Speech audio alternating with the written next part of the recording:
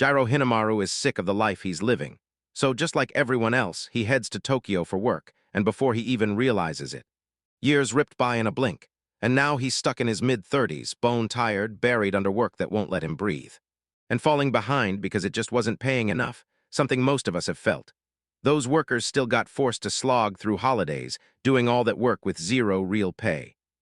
One night Sujiro was headed home, eyes glued to his phone, so lost in thought and drained that he stepped onto the road without a glance. Then the truck roared in, and before he could react, it was over. Sujiro was hit, and as his senses slipped away, the dark swallowed him whole. In the dead of the dark, a woman's voice suddenly cut through the silence. She told Sujiro that he didn't survive the crash, and when Sujiro claimed that anyone who passed by simply disappeared, the woman burst out laughing. She even told them the time Sujiro cleaned her statue, and that one quiet act of kindness earned him a special favor from the goddess herself. She pulled a nasty prank on poor Sujiro, then rushed in and stepped right into the chaos, right when she needed to. Tell him she'll pack him off to a brand new world, exactly like the one he's in right now. So yeah, he's about to get a full fresh start. Then in this brand new game, she spun around and faced Sujiro, asking him what he wanted most. He hesitated for a heartbeat, then said he only wished for a peaceful life. He couldn't stand the thought of snapping back to that dull, empty life he'd had before. Before that, the only real win was the mouth-watering meals he cooked out in the countryside, and honestly, those were the best bites he'd ever tasted. Sujiro sank into memories of camping, building, and making, dreams so bright he swore he'd chase them in his next life. When the goddess heard that, joy exploded in her chest. She swore it was fate. Believing destiny had pulled them together, she handed him the magical item, craft gear, then leaned in and told him it had two special. For now, the goddess stuffed crafting tools straight into Sujiro's body, and he can pull them out anytime he wants. And after all that, he couldn't help but thank them and show real gratitude for the gift. She shoved him toward his brand new world, then leaned in and told him her name before he could go. She's Anna, the mother goddess, raining blessings on him until his body and soul finally find true happiness, and she's smiling with pure joy, relieved as her last gift landed in the hands of someone worthy like Sujiro, who felt totally thrown off by everything. And then out of nowhere, Sujiro snapped back to life, whole again and blazing with readiness for the next crazy adventure. First, he had to make sure every last thing was running the way it should. To his complete amazement, this one slid by way easier and way smoother than the last. Sure, a solid body is awesome, but Jiro knows the real flex is health, and right now he feels genuinely blessed, especially because he'd just been handed a special artifact tied to it. He forged crafting tools from scratch.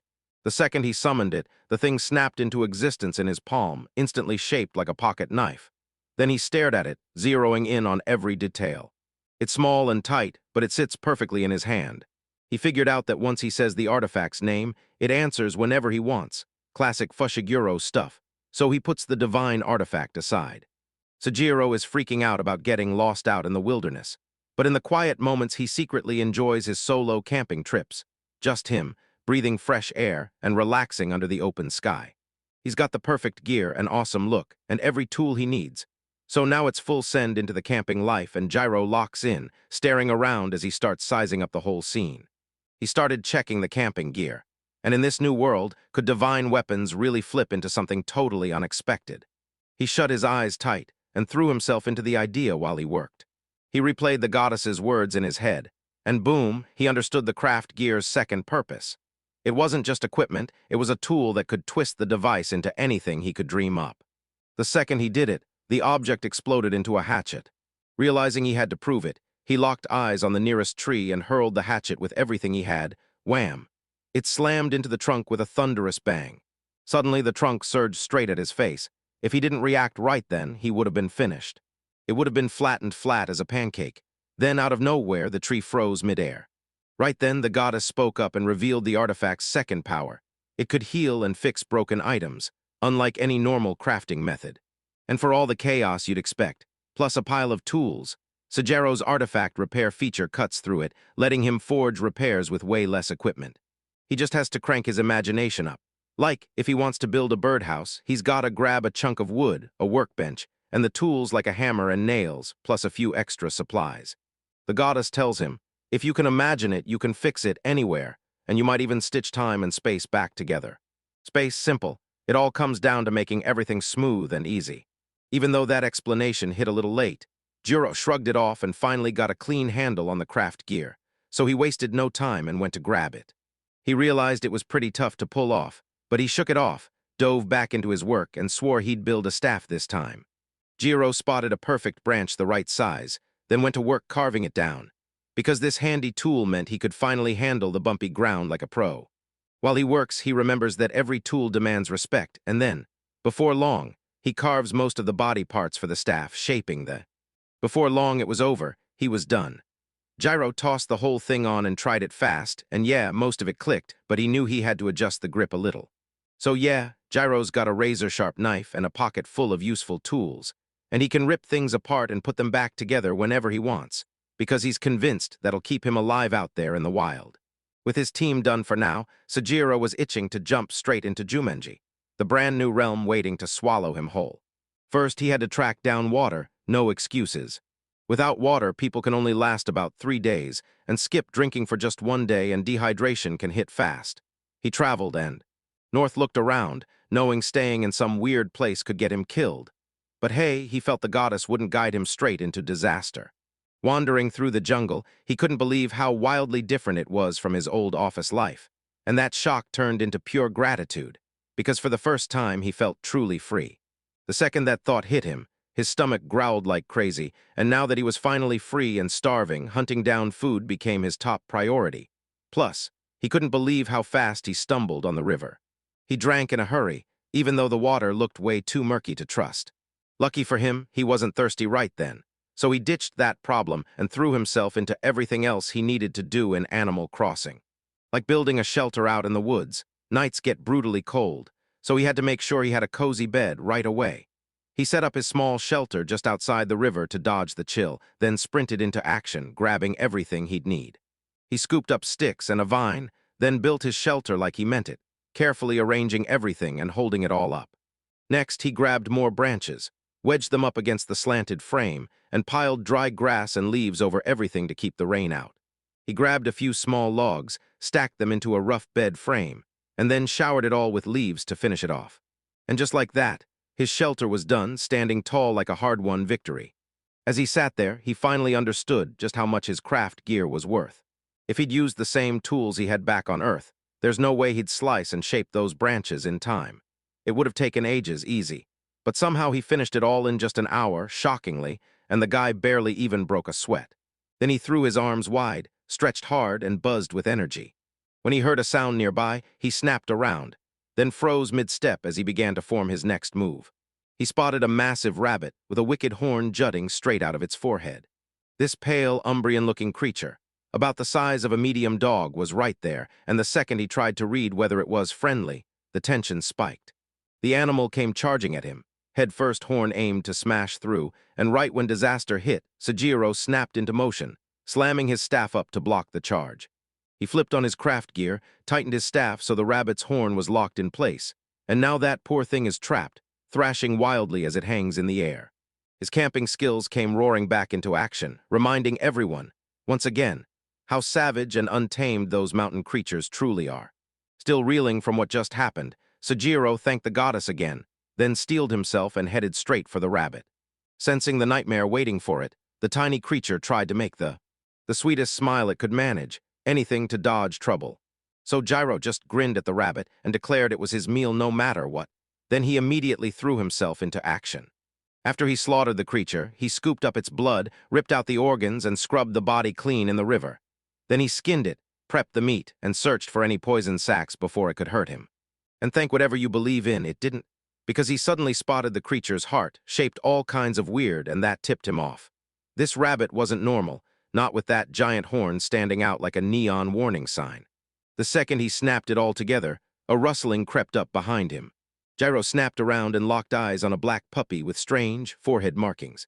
It looked just like Fushiguro's black demon dog from JJK, Sejiro.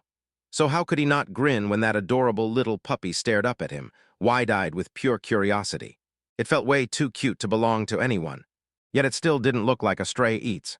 Either way, he shoved some of the rabbit's insides into the puppy's mouth to eat. The runt gobbled them down in a blink, right when Sejiro caught the bow snagged in the pup's fur. Maybe this tiny pup has an owner, because the second he tried to get a good look, the puppy bolted off in a flash. Sojiro snatched the box and peered inside, only to find the puppy had eaten the heart and nothing else. A scream tore out of nowhere behind him, and it whipped his nerves wide awake. And when he spun around, there she was, an elven woman sitting high on a tree branch watching him. Branch fired off a quick question, had he spotted a puppy? But right as Sojiro opened his mouth to answer, the elven woman figured he'd already eaten it, and he shot back fast, brushing it off like it was nothing, telling them the puppy was gone and pointing out what changed on the inside. Hearing that, she finally exhaled, "Phew, thanks, Sojiro." And he bolted to find the dog. "All right, now let's get back." Back to it, Jiro grabbed everything he needed. A place to stay, a bed to crash on, food to eat, water to drink, but the real prize, the one thing that mattered most, was fire. Lighting your own fire is a tough climb. You've got to track down the right supplies first. Grab dry pine branches, some firewood, and a few crafting tools. Then watch him hustle and finally forge a bowl that'll spark the whole fire up. He toyed with the bow drill method to spark a fire, and the moment it finally caught, he hauled out his jaw-tree bark bowl and started boiling water. Sojiro's scrounging materials from the local trees and whatever he can salvage. Then he shifts to the water, taps it with a careful little blow, and takes a tiny sip like he's testing fate. He took a sip and it didn't taste weird at all, so he figured he'd be fine for now. Next up, the meat, already sizzling on a small stone plate while he kept working in the dungeon, slicing off a piece from a little rock and getting back to it. He checked that every bite of the meat was cooked perfectly on both sides, then laid it onto a wooden plate to serve once it was ready. He poured out his gratitude. He took one bite and pure joy hit him. Those rabbit meat flavors were rich, deep, and absolutely unreal. It's like tender chicken, but the flavor hits more like duck. Sojiro went on and on about how ridiculously tasty that plain piece of meat was, like you could taste every bit of sweat that went into making it. Once he shoved the last bite into his mouth and finished eating, Sojiro sat frozen by the fire, letting the flames crackle and the warm heat wrap him up like comfort he didn't want to let go of. Man, it had been ages since he felt this kind of comfort. Now that his meal was done, he set up his shelter. So Judo decided it was time to cool down, stay warm, and focus on surviving. And he'd already handled the essentials, even if it was still just the basics. Sojiro can't help it. His hunger for more feels totally natural. Right when he was eyeing the perfect wall spot and table decorations, his plans got yanked aside by the puppy he'd seen earlier coming back.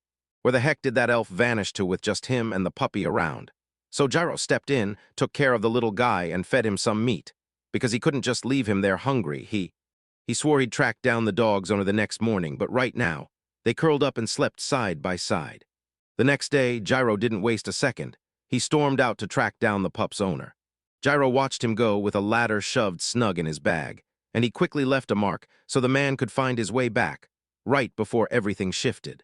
He couldn't stop wondering if there were more elves out there like her. Those puppy ears snapped upright, and the moment it sprang down, it started growling at something unseen, crouched low like it was ready to pounce. Soljiro's guard dog kept growling low, barking at some threat hidden from his eyes.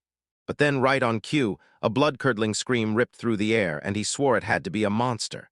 The way it sounded didn't scream territory fight, so it could only mean one thing. It was battling the elven woman they'd spotted earlier. He bolted toward the noise, and as it roared louder and louder at the scene, he sprinted straight into it. The elven woman from earlier was in the middle of a brutal fight with a griffin, strapless except for a towel, and somehow still holding her ground. She got ambushed mid-bath right as everything was about to go nuclear for the poor puppy. As soon as the monster locked onto Jiro, he tore into barking to throw it off. Then it shot straight at him like a missile. But he was already armed with the ladder. Then he snapped into action and swapped straight to his hammer, and hewingly slammed it into the monster's chest. The griffin crashed into a tree and went down cold. So Jiro got hit with the harsh truth again. Craft gear is always one bad move away from disaster. But he couldn't stay stuck on it for long. He instantly recognized the voice, spun around, and found an elven woman praising him for. Sojiro stared at her after the griffin dropped with one crushing strike, and for a split second he froze. Then he forced himself to keep his cool. She flashed a casual grin, apologized for her outburst, and admitted the monster had attacked her mid-bath. Then Jiro rushed in with his own apology too. He insisted he didn't mean to mess with her at all, just an ordinary guy trying to live like anyone else. Right after she mentioned that nobody could pull off what he just did to the griffin, before they even had a chance to dig. So Jiro shoved his clothes at her like they were armor, and she snapped them around herself while telling him, voice shaking, how brutal it had been too. He fended off the griffin with nothing but a tiny short sword, hanging on by a thread. She promised she'd repay him, but Sajiro waved it off, telling her she didn't need to worry a single bit. Because that tiny black pup had kept him warm all night, the elf woman told him she'd discovered. She tucked the little puppy under her care after its parents vanished, but she had no idea she'd be the one needing saving next. Then, she introduced herself as Misty, a high elf living deep in the holy woods of the great tree, so Gyro agreed. Fried said he showed up at the forest just yesterday, later on. Misty finally slipped into some proper clothes and even tried to fish for compliments from Sajiro. Because our friend is so brutally honest, it totally sparked Misty's excitement. Now we zoom out. While everything's spiraling, other demons tear through Misty's stuff, and all she's left with are a few pathetic clothes. They even yanked her bow, and that set her off hard. So Sajiro, still the picture of politeness, suggested they head to the nearest village if one was out there. When Misty heard his, she didn't sound thrilled at all. Then she pointed out that the village was miles away, and that she'd spent the last 10 years surviving alone in this forest. Sajiro's completely thrown. What kind of secret is that? She just told him she left the village a long time ago, and now it's clicking. You might laugh, but she's refusing to budge. Stubbornness is keeping her locked in that forest. The Divine Tree Forest still burns with sacred memories for Misty's elven ancestors, but her people can't come home there anymore. Right now, this forest belongs to nothing but watchful animals and towering trees. Misty decided to squeeze every bit of value out of this space, while he was only a day old in the area, and Jiro couldn't wrap his head around why the forest had stayed untouched for so long. Wrong, he just left Misty staring in total disbelief like, wait, did he really have zero clue at all? Misty yanked her sword free and started hacking into the tree, carving a path with every swing.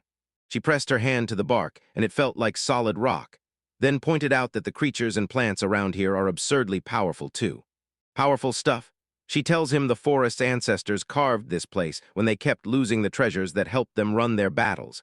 And then Sajiro snatched his crafting tools and started carving into the bark. Bark steel flashed, and the blade cut through the trunk like it weighed nothing. Like slicing through marshmallow, soft, stubborn, impossible to ignore. Misty refused to back down, treated it like a dare, and drove her blade into the tree even harder. She swung with way more force than she needed, but her blade still wouldn't sink in all the way, and that told her everything. At last, she threw in the towel and admitted she couldn't beat this round. Then Gyro leaned in and revealed that everything depended on the object she'd been holding. Held it like a holy treasure, calling it sacred. After he finished explaining, Misty bowed again, showing respect without hesitation. Little did she realize, she'd been talking about the sacred one the whole time. Sajiro was totally not having it. He insisted she keep going like it was nothing, and honestly, wow. He finally clocked that artifact was worth way more than he'd thought at first. Misty said she'd handle it, so go grab some salt while there's still some left in that secret warehouse. Salt is a kitchen must-have, but Sajiro didn't want Misty slaving away for him. She refused to back down, swearing she's a woman of her word, and that she already owes him a lot before he even gets a chance to argue. Misty bolted off to grab some salt, and once again Sajiro was stuck alone with the puppy. Yet even with everything going sideways, she stayed calm and handled the mess like a pro, and Sajiro couldn't help but admire her. A feeling rose in the goddess too, and then he decided to show his gratitude the only way he knew how. He got ready to cook for her and started gathering every tool he needed. While Misty was busy scooping up salt, Sajiro sprinted into action, hunting down every ingredient they'd need for their meal together. He nabbed the same rabbit again, and this time he hunted down wild greens that looked just like the ones from his old world, praying they wouldn't wreck his stomach. Yesterday he put them to the ultimate test, pressed them to his own skin, took a bite, and chewed them like a scientist to see if they were truly safe to eat. Eat almost instantly, Misty came back with a bag of salt and froze when she found Sajiro already in the kitchen. She shoved the rock salt into his hands, apologizing if it wasn't enough. But he snapped it up with pure gratitude. To make up for it, she offered to help him any way she could. She said her magic was capped and she had to fight with a tiny sword. Then I couldn't shake the question. Why not just grab what she needed in town? She snaps and says it's impossible, she's flat broke. On top of that, she even mislaid the stuff she needed for trading. So she just let out a weary sigh, realizing she had to juggle all of it, and now she had that little one to take care of too. So Jiro jumped at the responsibility without hesitation, because he also absolutely loves dogs. But the real reason Misty couldn't look away was the dish he was cooking. Gyro kept it cool as he pulled the broth right from the rabbit's meat and bones, tasting it as he went. And yeah, it was downright delicious, but he still craved that dash of dashi, anything to punch up the flavor just one more time. Misty had never even heard of the idea before. But the second he hauled in that massive rabbit for dinner, she lit up with pure excitement, and she couldn't wait a second to tear into it, curious as can be. So Gyro leaned in and demanded to know how she'd cook the rabbit if he wasn't there. She bluntly said she'd skin the rabbit and roast it right there. It'd be awesome to grab some classic spices, and the second Sejiro heard that, his mind went straight to McCormick and all the other top-tier seasonings. No point spiraling over what's missing, so he nudged Misty to have fun with the puppy while he finished up his cooking by the end of the day, Sejiro couldn't shut off his love for good food, because this is exactly what happens when you're raised on culinary battles. Soon enough, he finished their meal, rabbit grass soup and tender grilled rabbit, clean plate, no hesitation. As Misty took a bite of the soup, her face lit up. This stuff was so good she couldn't help but smile. So Gyro couldn't stop enjoying it. Today's rabbit meat hit even more tender and flavorful than yesterday's once he and the others finally finished their meal. Misty urged him to name the puppy, believing it would be a real moment of meaning for the little guy. Gyro then picked the name Matsukaze, sparked by the legendary warhorse once ridden by the samurai lord Tashimasu Mida. Misty doesn't even need to learn the samurai lord story behind the name while Matsukaze was taking a bath. She's just buzzing because Matsukaze finally has a name. Sejiro tries to dodge the awkward talk by pushing them to scour the griffin's body for anything useful. Then she snaps back that you can eat the creature's meat, but it tastes absolutely awful. Still, they could swing the griffin's claws and smash through with that big stone. This gem is forged inside a ruthless magical creature. Most times it's tucked right in the flesh pouch near the heart, so that spot becomes absolutely critical. Misty says they should snatch it up, it's seen as precious, but she quickly shuts down their hopes so nobody gets too excited. They charge straight for the griffin's remains and snatch the mastone, just like Misty predicted. The mast shattered because of the power Sejiro ripped loose, and this time he zeroed in on the creature's head, fighting to keep the mastone safe. Misty isn't even all that shaken. He tells him to watch his step, because some creatures hit like nightmares. With the griffin's mask broken, she orders it handed over to Matsukaze, and Sejiro wastes no time agreeing. She admits Matsukaze is still young, but that pup's a demon beast, and it has to hunt down more magic if it wants to grow truly powerful. Powerful, that's why, when they first met, that tiny monster was chewing right through the rabbit's insides. They even pry at the griffin's razor claws, and Misty swears they'll actually scrub and clean water. If they toss it into drinking water, it won't wreck your stomach, and it even helps you heal while doubling as a solid food preservative. Gyro wanted to grab just half the hook claws, but Misty snapped that he needed the whole haul. So Gyro figured splitting them now could come in handy later, and Misty agreed in a flash, like she was already halfway to the next move. She begged him to let her drop her base right near Sejiro. Matsukaze started to feel a real bond forming with him, and that made it obvious they needed to stay close. Soji paused for a breath, only for that truth to hit her hard and clear. Without Matsukaze and Misty backing him up, it would have been brutal. But once Misty sensed what he was feeling, she stepped in and spoke up.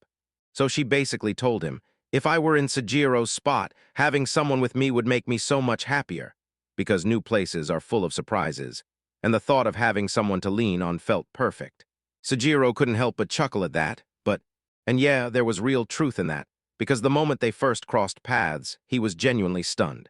Paths, it's his first time meeting an elf, and she even replayed the moment for him, like the encounter needed even more flair. And it sent Sejiro into another burst of laughter, like he hadn't laughed this hard in forever.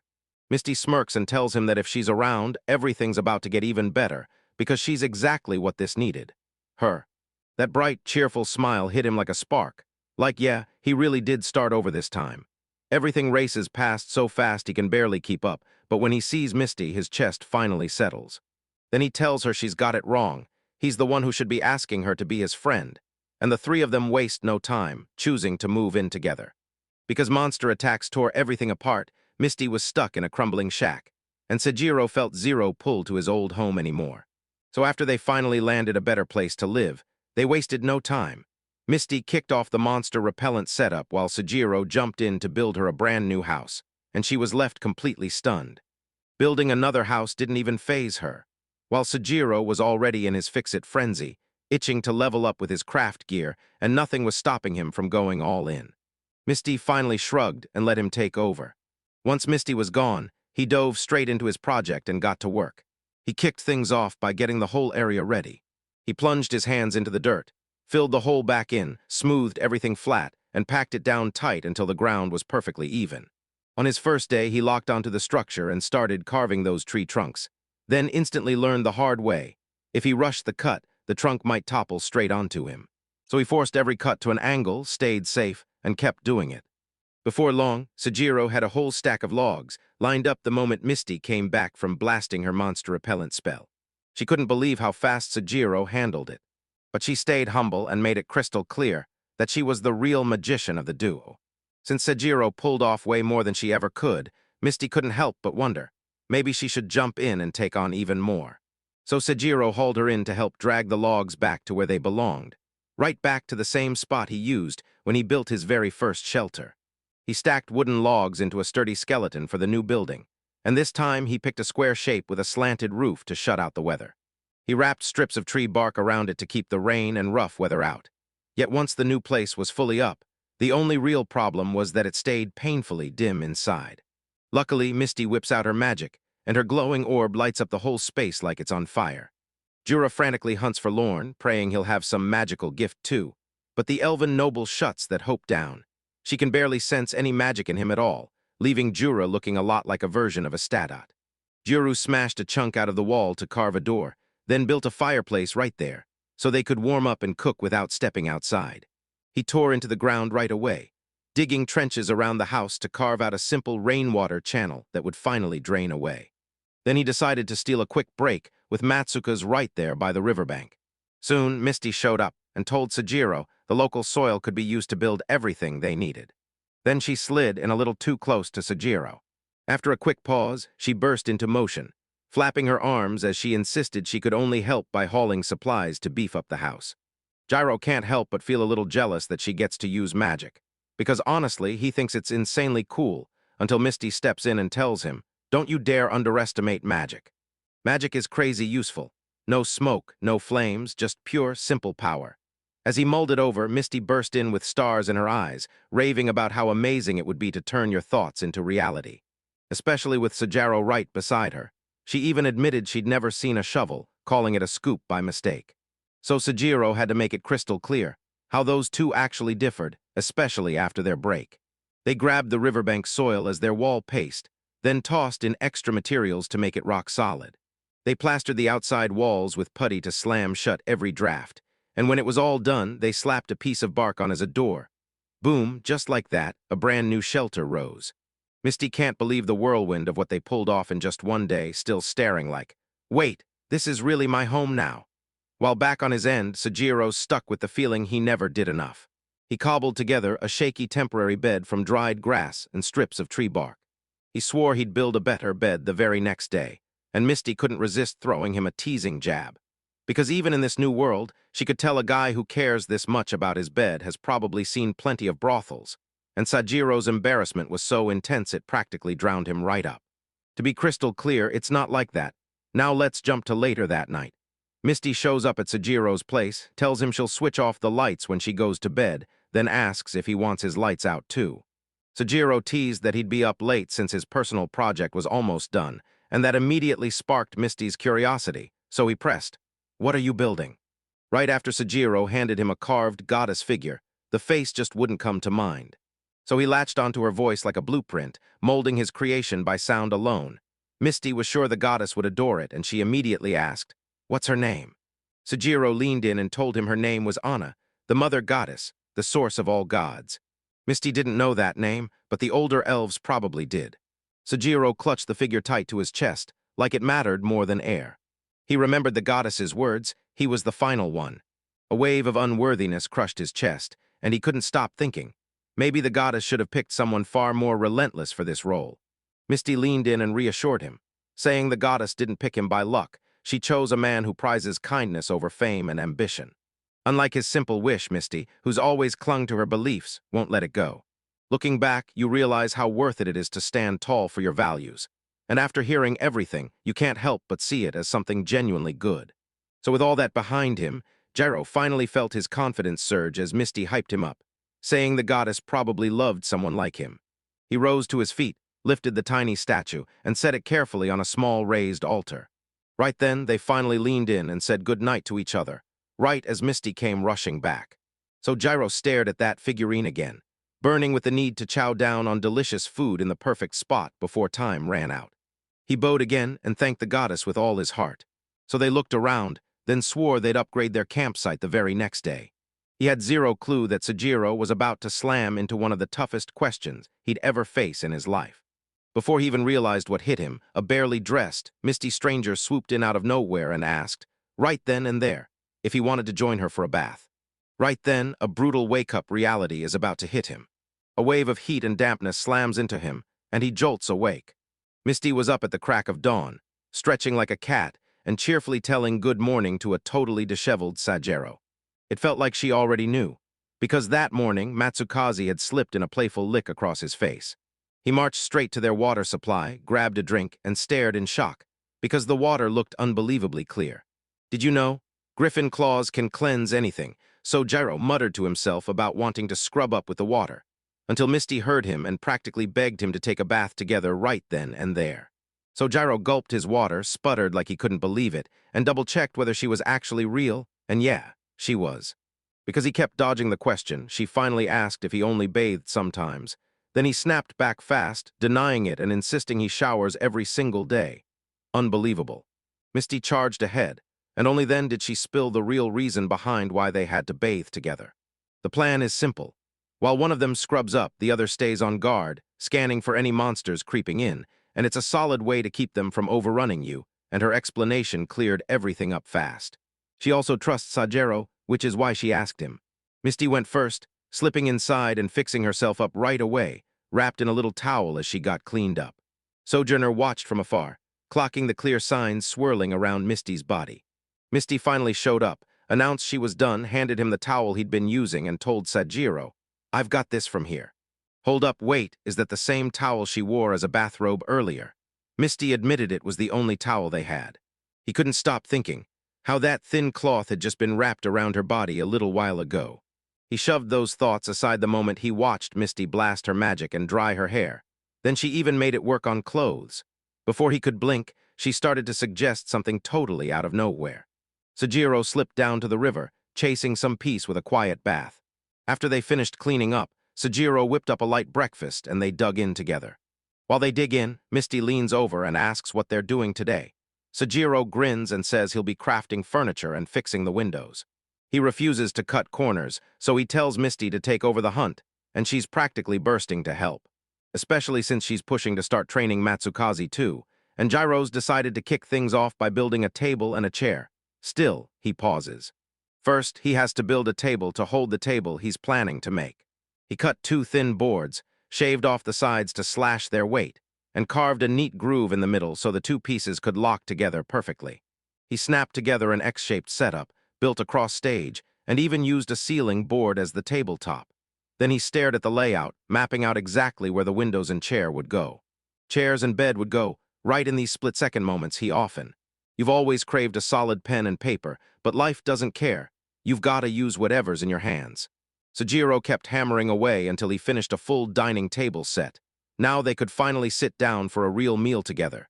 Then, just like that, Misty returned with a brand new companion. This time she rolls in with her Butterfree, and the moment she excitedly reveals the Silkimos, Salgero's jaw drops in total shock.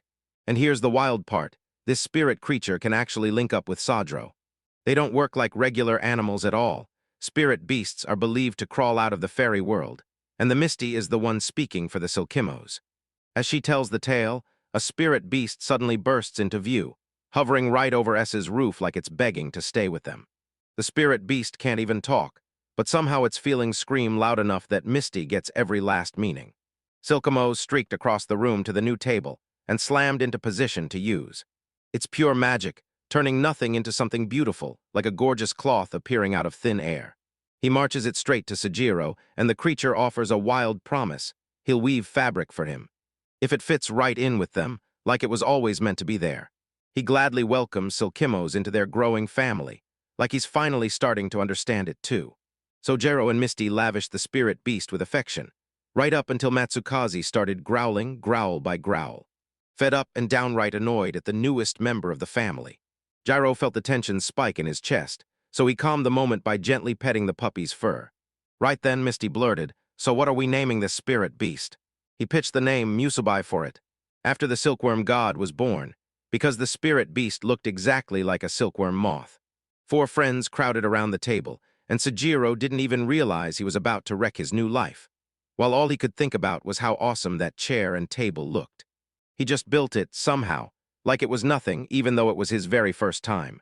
Now they can finally dig into a real meal, letting him breathe for the first time, or maybe that rest is about to get ripped away. He jolted up out of nowhere, slammed his hands on the table, and both Misty and poor Musubai jumped in shock. Like, whoa, what's going on? Sojiro said he had to knock something out fast, then he immediately set up a project on his workbench, and Misty and Masubai couldn't take their eyes off it. Meanwhile, Sojiro hammers away at his current project, stunned he totally missed making this one first. His priorities were totally scrambled. Then, thank the stars, craft gear cut his hours down fast. With every piece already in his hands, he only had one job left: snap everything together, then carve out the space to make it all come alive. First, he tore into the ground and dug a huge bone-deep hole. Then next, he slammed the foundation stones into place and laid wooden planks right on top. Then they threw up the walls as the clock screamed down to the last second. He whipped up a simple L-shaped frame in seconds, something he could assemble fast without breaking a sweat.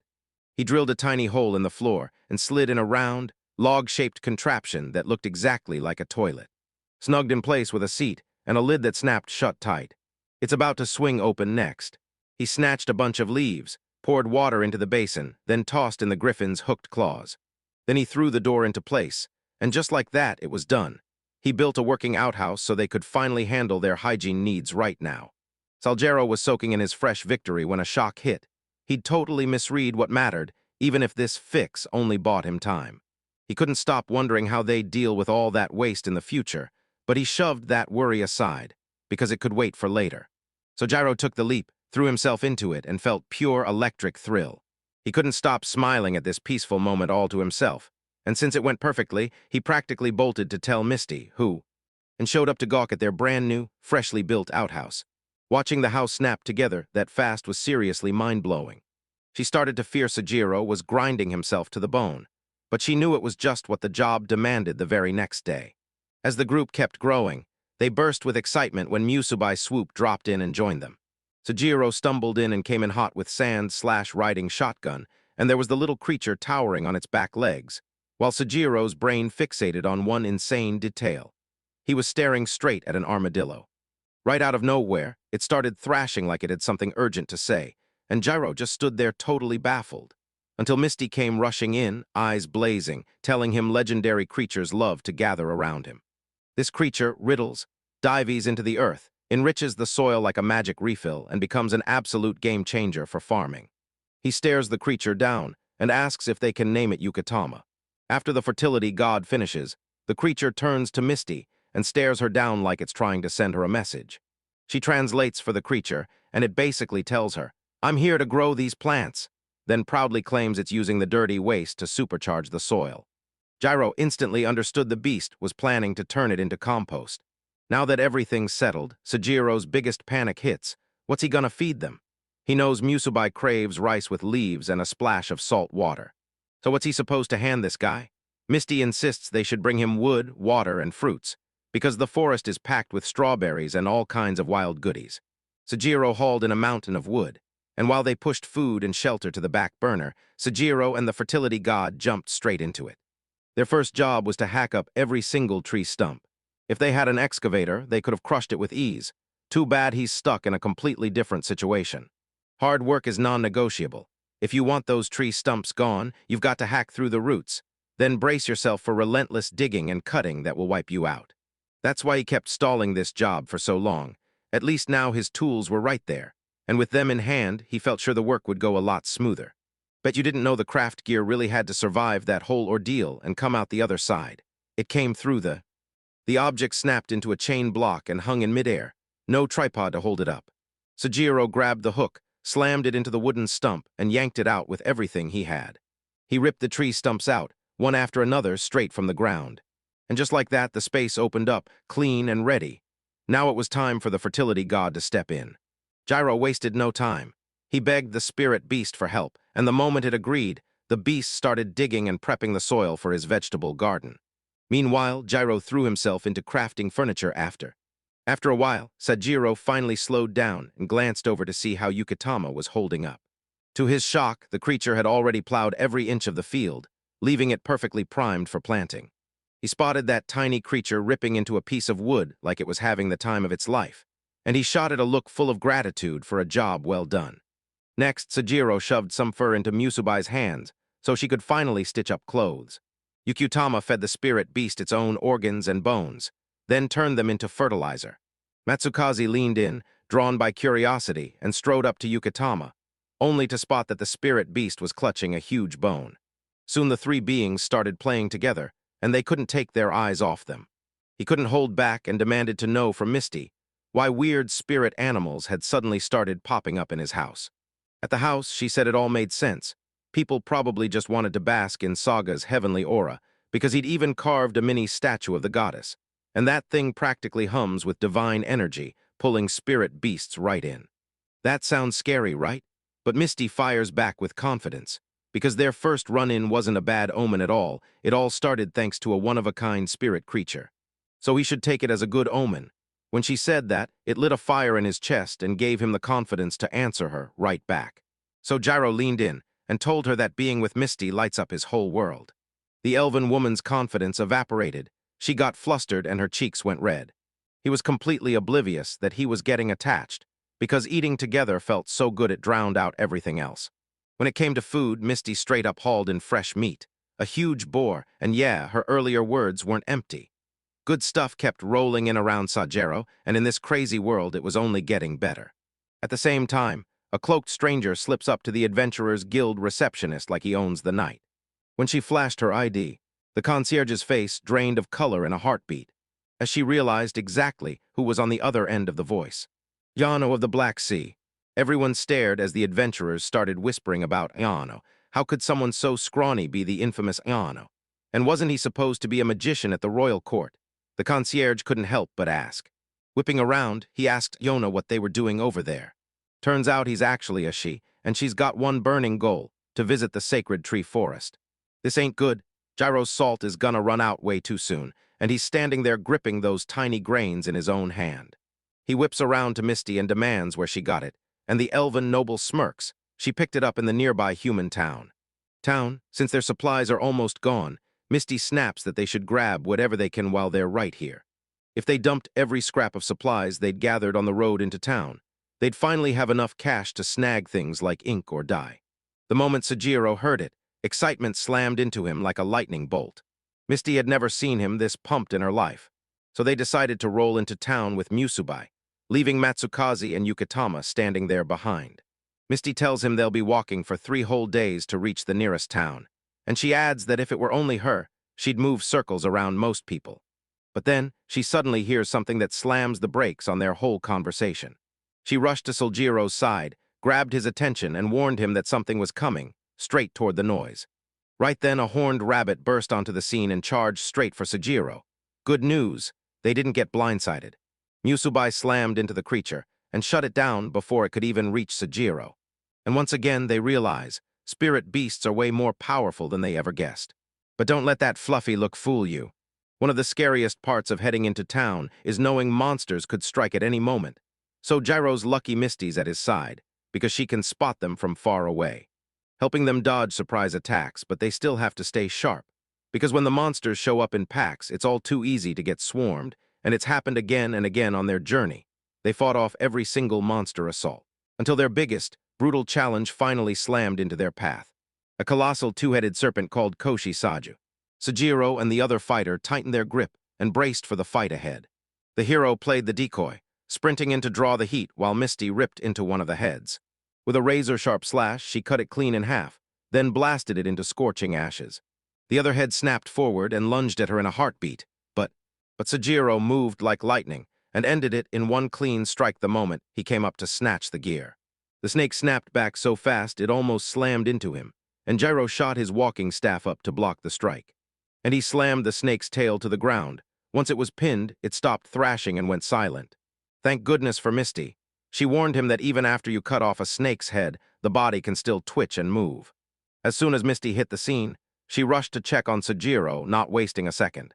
She finally arrived, and the clock was ticking because she needed him to smash one of the snake's heads before it had the chance to grow back. Once he smashed it with his gear, they finally ended that giant snake for good. Misty was buzzing with excitement after they crushed the Kisho Saju. No one got hurt. Right as the first hit landed, bam, Gyro's mood flipped fast because even then he kept replaying it in his head. Is there a smarter way to take this down than just smashing it apart? And that's when he felt it again, grateful for how useful his craft really was. Misty practically exploded with joy because they'd uncovered a perfectly intact magic stone, and a rare, expensive gall to go with it. Musubai showed up at the last second, bags in hand, and tore through the creature's remains, hunting for anything they could sell.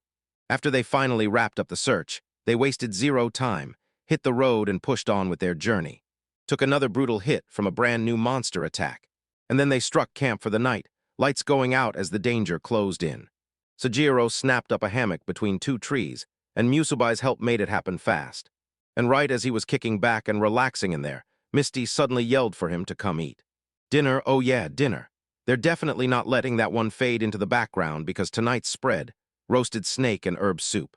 That food hit with a weird, unsettling smell, but the taste still absolutely crushed.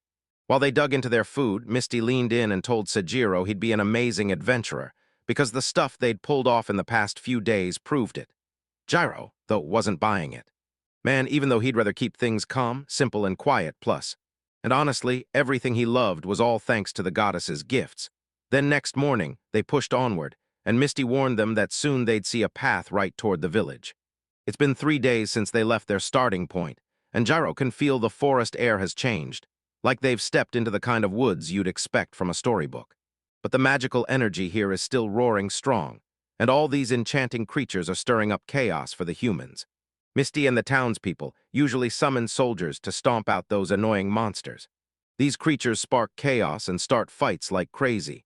But even the tiny ones pack dangerous magic that's a nightmare to handle, and that's why Sojiro finally had to ask a question. If those creatures are magical, do they also carry magical stones? Misty said it's only the big, brutal ones that carry magic stones. And beating a powerful magical beast usually takes a whole team or a mountain of troops because the danger is real, so the pay after it's done is absolutely massive. They reached the trail that led into the human village called Brown Wolves, and the guards at the gate froze in shock when they never saw the elven noble's arrival coming, especially not with a guest walking right beside her. And in a rush of nerves, Misty hurriedly introduced Sojiro as her friend. The guard only asked for the tulfi, and Gyro snapped the money over in a flash. And right as they slipped through the gate, he blasts off and he shot a glance over his shoulder and caught the guard smiling like he'd already won. What was that? All right, time to head straight for Brown Wolfstown, this tiny village packed with supplies scavenged from the sacred tree forest. As Sojiro strolled in, he felt the peace hit like a blanket. This place was calm in the best way. Misty chimed in that she's basically a local since she's been visiting the Brown Wolves for nearly 20 years. She also remembers the gate guard from back when he was just a kid, and now he's fully grown, and Misty definitely doesn't look like the type to notice. But she looks way older than most, and the real sting in his chest is that look the guard tossed at him earlier. No point replaying it, because they've already reached Misty's usual trading post. They'd barely started waiting outside when this giant of a man exploded out of nowhere. He was seething and grumbling at the shopkeeper like it was all their fault. That was the exact second the truth finally snapped into view. Sojiro leaned in, frozen by the stranger's face, and demanded to know why he was here at the shop. Before he could get a word out, Misty burst in and fired off a question. Had he been in another fight? The second he saw her, the man snapped his eyes between Sojiro and Misty like he was trying to figure it out. Was he with her? That was way too much small talk for him, so once he gave Sojiro a couple friendly taps, he bolted away in a flash. A skinny, older man stepped out of the store and said. He hurried his way in to apologize to the loud guests, then glanced at Misty and said, "Wow, you're here way earlier than you usually show up." Misty told him that a chain of events had dragged them to this exact mess. Then, the moment the older man laid eyes on Sojiro, he snapped into the same reaction as the big guy, stunned to the core to see an elf with a man. something that hadn't happened in 20 years. The older man snapped himself together and introduced his name, Darrow, the moment everyone finished introducing themselves, revealing he was the leader of the trade group. Daru leaned in toward Sejiro and demanded answers about his link to Misty after hearing what Sejiro revealed. Darrow might even sweeten the deal with extra perks, but Misty didn't waste time. She confronted him, and the older man grudgingly let them inside to see what they'd brought. Even though it kicked off rough, Sejiro walked away feeling totally satisfied once their deal was done, and Misty did the talking the whole time. And he's honestly relieved he grabbed everything he came for: spices, kitchen tools, the whole load. He was still riding the high of his fresh new buys when the big guy from before slid up beside him. Then the newcomer introduced himself. Gyro spilled every detail of the deal to him, then asked about Doro, though right after that, things took a sharp turn. Cedric couldn't stop thinking about one burning question. Did Sejiro really live inside the sacred forest? So Gyro dropped that bombshell, and Cedric's curiosity flared even hotter. The divine forest is basically sealed off, so tell me how's Sejiro even still alive out there? Those trees won't budge, and monsters swarm the whole area like it's their home. Sejiro snapped back immediately, saying he lived the same way everyone else did, like that was supposed to shut down every single one of Sedex's questions. Sedex can tell just by staring at him that Sejiro isn't some charcoal seller. So Sejiro finally admits he deals in treasures carved from magical stones and monster creatures. So from all that, SEDC clocked it. Sejiro wasn't just anyone, he was an adventurer, and warned him that the deadliest magician had just slipped into their region. Because the moment that magician arrived, their little town erupted with pure excitement. And then the news hit. He was headed straight for the enchanted forest. Sejiro swore he lived there, so I figured it was only fair to warn the magician before things got messy. Whenever trouble hit, he just pushed forward, so Gyro had to hustle straight to the guild and finally make it happen. The old man leaned in for one final question. So, Gyro, what are you really planning to do in the sacred woods? Gyro flashed a grin and said all he wanted was to get cooking and savor those delicious meals. His smile alone looked like proof. Right then, Misty burst in, yelled for Sejiro, and when he turned around, all that sadness was gone. Back at Darrow's place, the old man's face tightened with worry, and he muttered to himself that the line between the ordinary world and the other side was shifting fast. Way too fast, especially after Misty came back almost immediately with a human friend. At that moment, Sedge stormed into the room and started grilling the older man about why he needed help. Darrell just flicked his eyes toward Sedge, as Sedge finally revealed that he was actually. The Viscount of the town grinned like he'd just won, clearly loving that Darrow had come asking for his advice. Only Darrow wanted none of it. But he had no choice, because this was the job the elven noble had handed him back before. Misty bet her trust on him to face the great serpent of the forest head-on and survive its brutal gall. It's a huge, top-tier magic stone that people swear can cure every poison imaginable. Plus, there's this monstrous great serpent guarding it, and defeating that beast is brutally hard. Night after night, missions tried to pull it off and still failed. Then Darrow's left staring at the real danger. He has to price the gall just right, or there's zero profit in it. This drives him up the wall, because for something as priceless as the great serpent's gall, Sejiro isn't after gold or power at all. He's focused on trading for sugar, pots, and all those spices. Those numbers don't add up. When you lay it all out, Darrow is on the hook owing Sejiro money. That drives the older man crazy. And at his age, Darrow never once imagined he'd have to owe anybody a thing. But Misty could already tell. He'd be stuck carrying the blame for the next 100 years. Said can't believe it. Sajira somehow bonded with Misty and even got the village merchant to owe them a favor through it. With fresh goods in hand and a whole new stash ready to trade, Detaro couldn't shake the feeling that these two weren't just browsing. They were hunting for a way to supercharge the divine forest. SEDX isn't buying it, at least not yet. But he can't shake the fear. Those two just hauled around a magic stone that huge, and that screams the truth. Misty and Sejiro are way stronger than they look, even if Sejiro's giving off not that impressive vibes. Sejiro's words keep gnawing at him, chopping down the sacred forest trees like it's no big deal. It was like nothing there was ordinary at all. And then, out of nowhere, the magician showed up the other day. Darrell found out the magician wasn't limited to a shipload. Then Ayano from the Black Sea swept into their region, and Darrell couldn't stop wondering what the magician was truly planning. They'll handle that later, but right now Darrow is stepping up and asking Sejiro to help count everything Misty and Sejiro just bought. Misty and Sejiro stay totally relaxed, clueless that they're stacking stress on Darrow like a tower. While Misty zeroes in on grabbing that rock salt so Sojiro can finally bolt for home sooner. Sojiro's guilt crushed him because he couldn't go with Misty, so what could he even do? His burden already felt unbearable, and that's why he and Masubai decided to head back first. As they split up, Sojiro grabbed Musubai's attention and ordered a quick detour, asking the Silkimos to lead him straight to the place. Meanwhile, Yono from the Black Sea just slammed into Sojiro's old hideout, and a wicked grin snapped across her face. Sojiro raced back to his old shelter, hooked on the craft gear's power, because that shelter's the only place it'll keep working, and it could stay stuck there forever unless he tears it apart. Leaving something that powerful behind was too dangerous, so he turned back and tore the shelter apart piece by piece. After 2 grueling days on the move, Sojiro and Musubai finally hit the first shelter, and it was still standing strong. Gyro hadn't even been there for long, just a day, yet the place somehow tugged at his heart like it was calling him back. Right before he could tear it apart, he froze, because the inside of the Lion-Toe shelter was brutally dark, like he was staring straight into a bottomless void. Before that dark void could lock eyes on him again, Musubai ripped Sojiro out of there in a flash, sensing the danger lurking in the shadows. Right then, Sojiro felt something breathing down his back, spun around, and froze at the sight of a huge demon bear, panting like it wanted blood. A monstrous thing lunged straight for Sojiro, and he snapped his stance, shifting to a mallet in a heartbeat as he lined up to smash it down.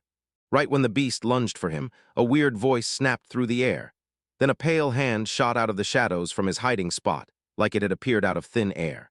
Massive tentacles slammed around the monstrous, where the exact second Yono of the Black Sea appeared, except her. Her impact vanished the second Sojiro struck the bear. Saitama's legendary one-punch style, he shattered everything, ripping the dark tentacles into pieces with a single brutal impact. He stumbled on those feet, and guilt stabbed at him for leaving the place a mess. The second the bear's head slammed into the ground, Sojiro's eyes snapped to something. He'd just found it.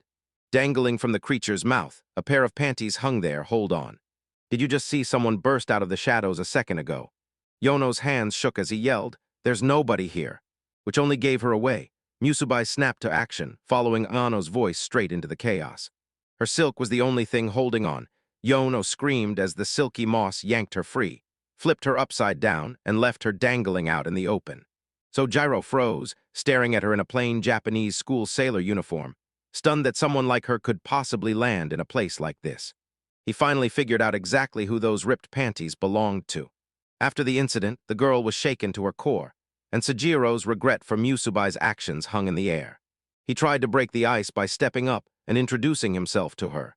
But I slipped deeper into the tent again, just to be safe after a beat.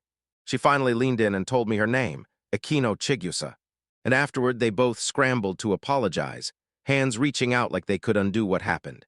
She cringed so hard after telling Sojiro that she swore she could have leapt straight in front of a speeding train. Then Sojiro quickly shut that down, but wait. Now that I think about it, she gets trains like she's always belonged here, because her name and outfit feel totally out of place in this world. Chigusa blurts out that she's Japanese, and admits she's freaking out about a ton of things. Sojiro could just call her like it was nothing, and she was still in full-on panic, so it took him a little while to calm her down and get her breathing again. Once she finally calmed down, he leaned in and confessed he's Japanese too, and said this world doesn't feel right to him. World was all it took. Once it hit, Chigusa finally let it all out. She finally leaned in and dropped the bombshell. Despite how she looked, she'd been part of their world for 4 whole years, and Chigusa warned that girls like her from another world are unbelievably rare. Gusa could be rocking a Japanese uniform, but the big question is, did she even make it through school? And in this world, time moves like it's in slow motion. People age at a painfully gentle pace. She looks young at first glance, but don't let that fool you. She's older than she ever lets on. With her confidence blazing, Chigusa can't wait to prove she's got real power in her magic, despite still being stuck as a deranged adventurer. So Gyro couldn't stop wondering how she ended up in the shelter he built. As the plan came to life, the second he spilled his thoughts, Chigusa flinched and backed up even harder on instinct. It's the older brother who built this rock-solid tent, and Chigusa told everyone she ducked in there because the divine tree forest was packed with ruthless monsters, only for her dark magic to clash with the forest and its creatures with full force. And then, out of nowhere, as the dam finally broke, her body erupted into wild tremors. Then Chigusa finally opened up. So he spilled how everything had changed in just the past 4 years. She couldn't believe it.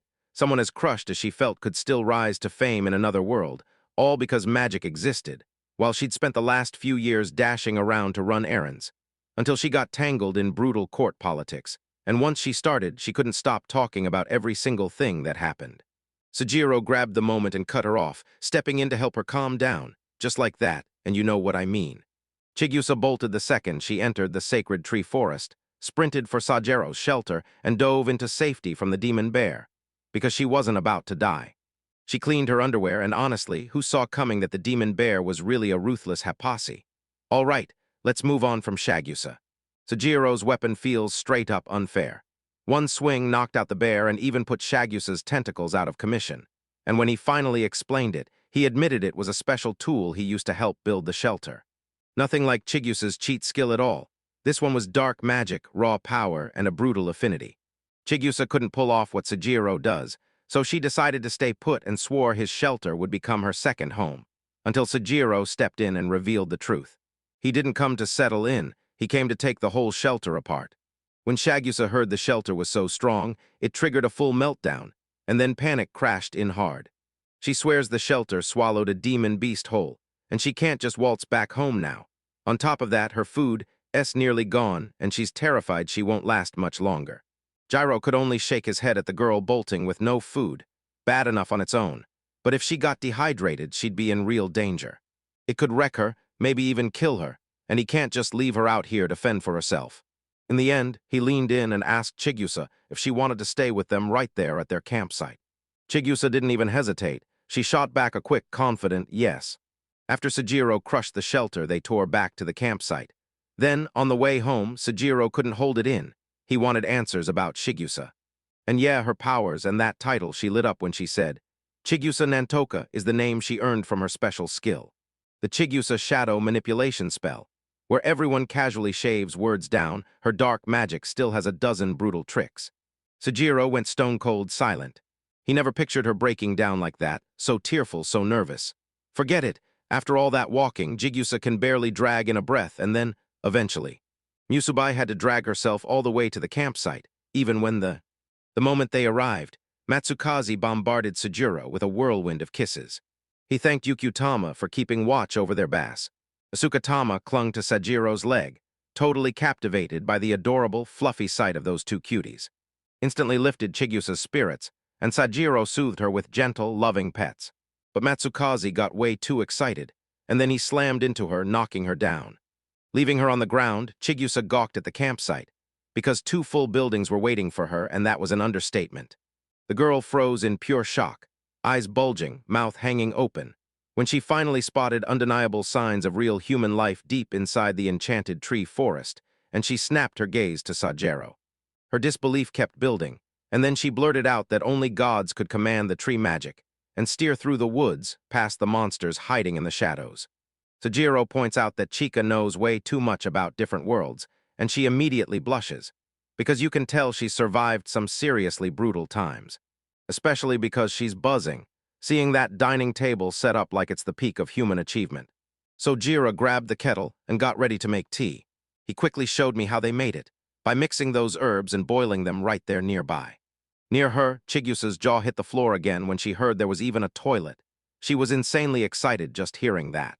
Sujiro cut in and said, "No toilet paper, so we used leaves." And that's when Chigusa dropped the truth. She'd been holding some all along. Her smile vanished, and gloom crashed into her mood. Right when nobody saw it coming, a dark portal tore open out of thin air as Chigusa reached into the shadows and yanked out paper. She thrust it into Sajiro's hands and warned, "Sure, the shadows can hide a lot, but here, it won't save us for long." If she hid even one shiny piece of jewelry inside someone, everyone would scream, "Smuggling," and her magic would get dragged into an evaluation. She found that out the hard way. So she risked it all and nearly got wiped out, because a local lord hauled her in and blamed her for it.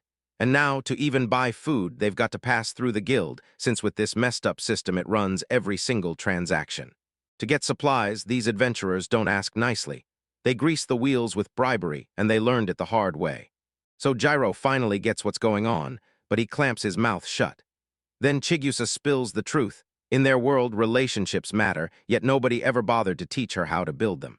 Seeing she was already sinking, Sejiro jumped in to lift the mood, telling her an elf lives with him and will be back in 3 days. Since she's a female elf, he thinks Chigusa will feel safer, and right then, he steps in and offers to escort her straight to the village. Everything snapped like a breaking wave. Chigusa burst into tears, swearing she never wanted to return to the village or go back to work again. So Jiro didn't just snap at Chigusa, he understood her, because deep down he knew the same grind was eating him alive, with nobody to lean on. It hit like a gut punch. Every brutal day of grinding with nothing but struggle, getting zero love, and swallowing unfair treatment like it was the only thing waiting for him. As Sejiro stared at Chigusa, he instantly recognized the fight in her, because he'd been there himself back when he was still too young to know how to survive it. Tears flooded her eyes as she confessed just how rough it had been, his heart aching as his sympathy only deepened. He can't even stomach eating lately, because the food tastes absolutely awful. Sejiro finally said she could stay with them, and even promised he'd build her own house, on one condition. She'd help him with whatever needed doing around there. But about his world, does he really mean it, or is he just pretending? And how could he honestly be okay with it, especially when Chigusa can't think of a single thing to help? Sejiro wanted her to play the part of some kind of footstool, didn't he? Chigusa really believed he'd treat her like nothing but furniture, so Sejiro had to spell it out. He wanted to use her magic, even though all those tentacles had already pinned the demon bear in place. He could have hidden secrets in the shadows. Too bad he didn't have that talent, because those 2 compliments alone still lit up her whole mood. Sejiro can't use magic, so he's counting on her, praying she'll stay and help out at their campsite, and that's why this matters. She can team up with him, unlock the magic behind this world, and uncover secrets no one else has found. Once that was settled, they dived into Sejiro's homemade food and started enjoying every bite while Chigusa leaned in at the campsite and said, "If that elven woman can glow as bright as the sun." Jiro figured it was weird. She probably shouldn't have to hide in the shadows. But he prayed Misty's comeback would smack both of them with some real lessons about life. Because after they finished eating, Sejiro pulled Chigusa aside and asked for a favor. And she practically jumped at the chance to help him, as Sajiru set his sights on a fresh new pot. Chigusa sprinted off to gather herbs for dinner, while Jiro grilled up the fish they caught from the river, tossing in fresh herbs and wild greens until the whole meal tasted like pure magic. The second Chigusa caught a whiff of that food, her eyes burned with tears, because this was the first real meal she'd had in 4 whole years. She started spilling stories about the outside world, and Sajiro's jaw dropped, because the palace food didn't even come close to his cooking. She insisted the only truly delicious bites in Sajiro's homemade meal were the fruit, and then demanded another serving. And he gladly jumped at the chance. After they wiped their plates clean, Sejiro grabbed Chigusa and rushed her to the tent she'd built for him. It was a rush job, super simple, and the latte somehow was totally fine with it, then she said the show. That shelter he built earlier was downright cozy, so the tent and blankets are more than enough for her. Jira couldn't stop wondering how on earth she managed to sleep for so long. So yeah, if warmth climbs from above and cold creeps up from below, she had to be covered somehow, right? Chigusa huddled under her blankets and cloaked herself in dark magic. And honestly, it's kinda heartbreaking. Jiro teased her with a grin, but hey, now she finally has a snug place to sleep before they head for his hut, and he even tells her the whole area is guarded from monsters.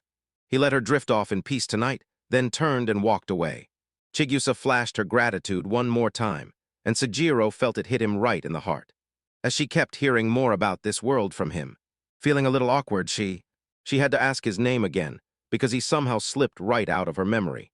Still panicking that she'd missed her earlier chance, Jiro tossed out his name and told her to drop the honorifics. She hadn't talked this much in forever.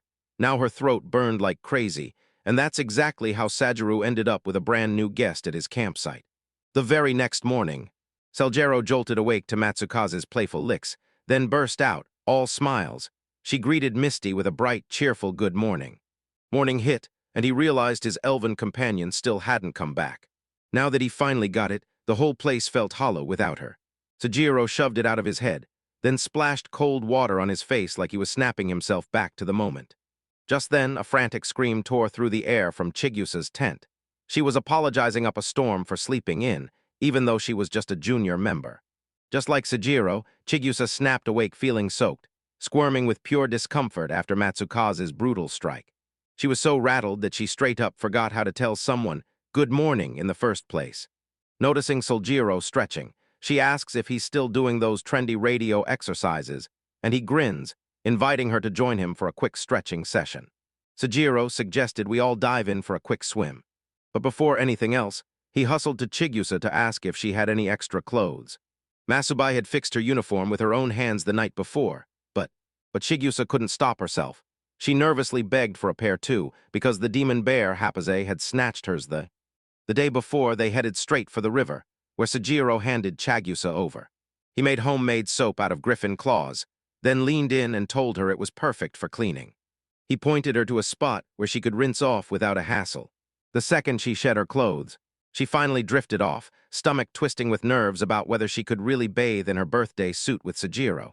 He was only a short walk away, and meanwhile Sejiro stayed right where he was. Realizing Chigusa was definitely in need of a shower, she still carried that unmistakable stench, but he just couldn't force himself to say it to her straight. And before she goes to meet Misty, Chigusa needs to get herself cleaned up first. Fresh out of her bath, Sejiro grabbed a brush and started working on her hair, and Chigusa thought, "Oh, how thoughtful," while Sejiro was really zeroing in on the truth, anything from lice to something far worse.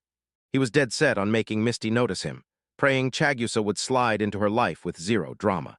Chigusa froze when he realized Sejiro didn't even smell like some cranky old man. Sejiro just kept the home spotless for everyone, and he cared just as hard about cleanliness. Today, Sejiro's got a plan to build a cabin, and now he's hunting for wooden logs to make it happen. With the three of them together at last, he can already see it.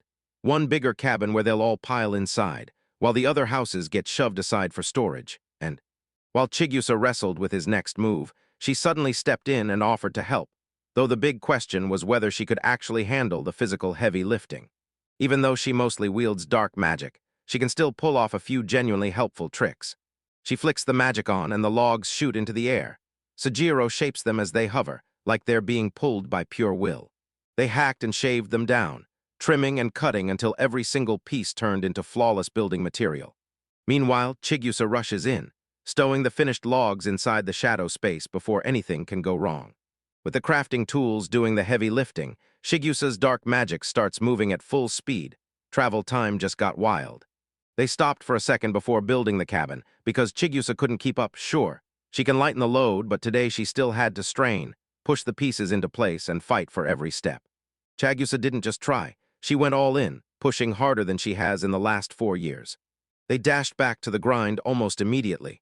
Even though Chigusa shoved him a piece of wood, it was obvious she'd hit her limit and was completely worn through. So Gyro told her to try the dark tentacles, because he said it'd make everything way simpler. To everyone's shock, it even helped put the cabin together, slotting the frames into place like it was born for the job. Wall panels, the roof, and the outside walls snapped together in a smooth, effortless flow. Once Chigusa got all the details down cold, building the cabin went so much smoother for everyone. At last, they slammed the final boards into place, and when she looked at the finished cabin, sheer joy flooded her like wildfire. Gazing at Sejiro with pure awe, he couldn't stop himself from calling him a wizard. Sejiro shot back his gratitude, and she could barely believe it. Because she insisted it was all her doing, like without her help, they never would have built that cabin. Tonight we're tucking into bear stew, and it's going down right after dark. Yeah, that's the plan. The very same hapside demon bear Sejiro smashed last chapter is back. They were so locked in on building the cabin that hunting slipped their minds, so dinner turned into bear meat, and all night long, Gyro couldn't stop replaying Misty in his head. Knowing she'd be back by tomorrow morning, when he caught Chigusa's glance, he knew he had to spill every single detail to Misty, everything that just went down. Deep down, he desperately hoped his elven friend would welcome Chigusa with zero trouble. At least, that's what he told himself. The very next day, Sejiro was overflowing with way too much hope. He never expected Misty to whip out her swords and threaten a scared Chigusa right there. The very next morning, Chigusa dives right into fishing, those dark tentacles swinging as she gives it a shot. She snags one midair and hurls it up like a boss. But it all goes wrong. He ends up smacking the poor fish instead, and Saj watches from the sidelines, stunned. She just stood there, so why didn't she yank his hand and grab it? The answer's right there. It was ruthless and nasty as hell. No way Chigusa touches that mess without gloves. If that were really the case, why would anyone waste their time fishing in the first place? Chigusa decided she wanted to be useful today, so she grabbed her chance and headed out fishing to pitch in. She hauled the fish into the air, and with her dark tentacles, whipped it toward the flames like a deadly little feast in the making. Sujiro was seconds away from blowing his top, and thank fate that Chigusa snatched the fish back in a flash with her dark tentacles. Sujiro told her to gut the fish first to make the flavor sing.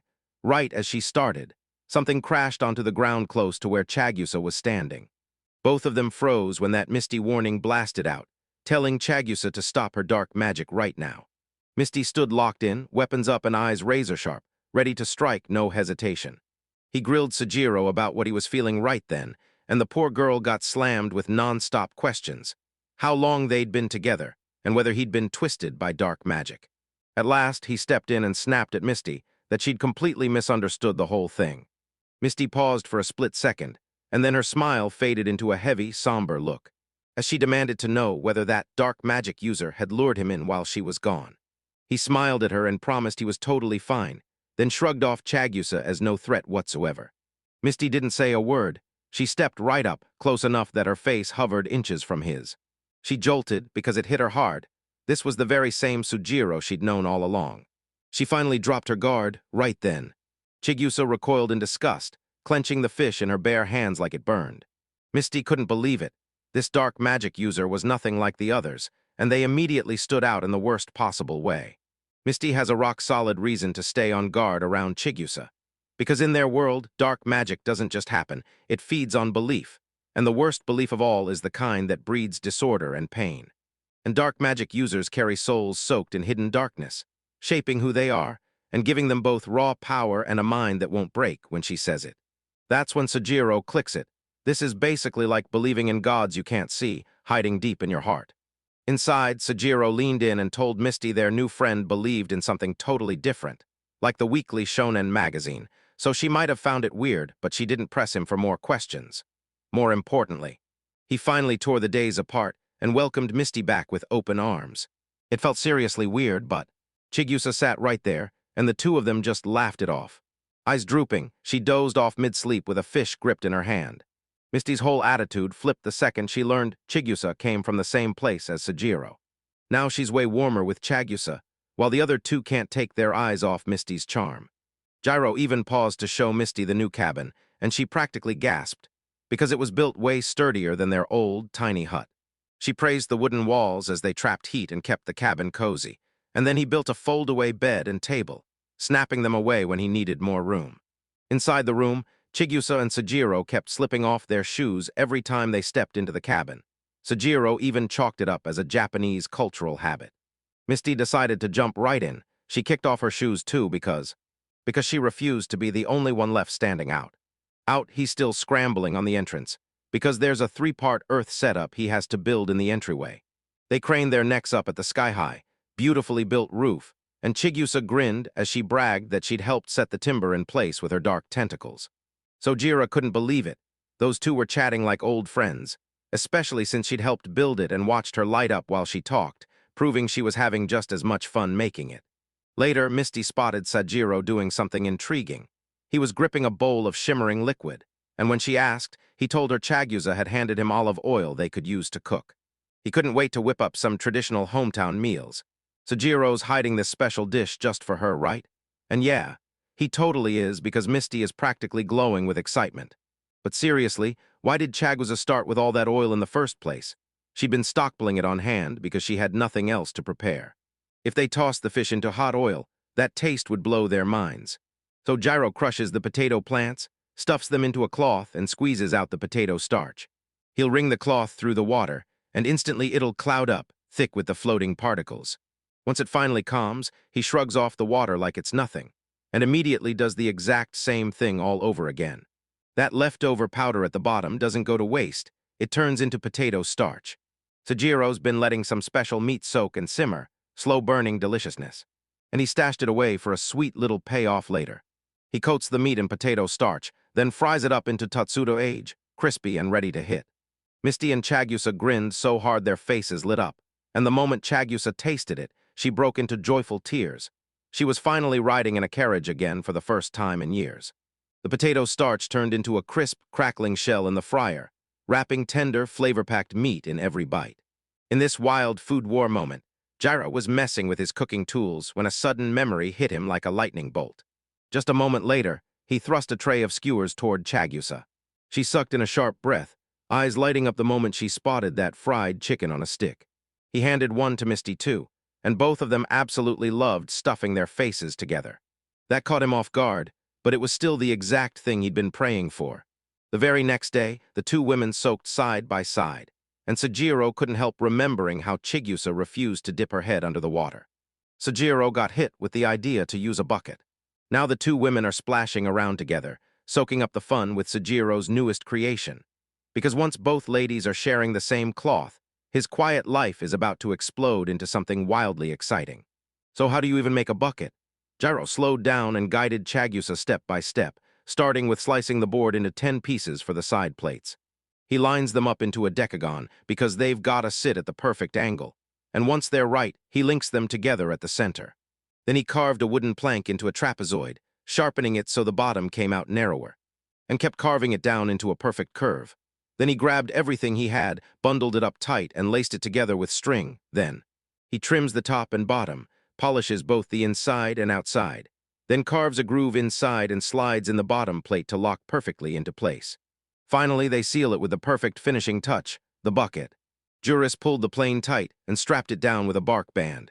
After checking there weren't any leaks, Chigusa and Misty slipped into a steamy bath, watching as the two of them soaked and relaxed with something he made. Sejiro felt pure joy in his chest. There was nothing better than creating something that could truly help people who needed it most.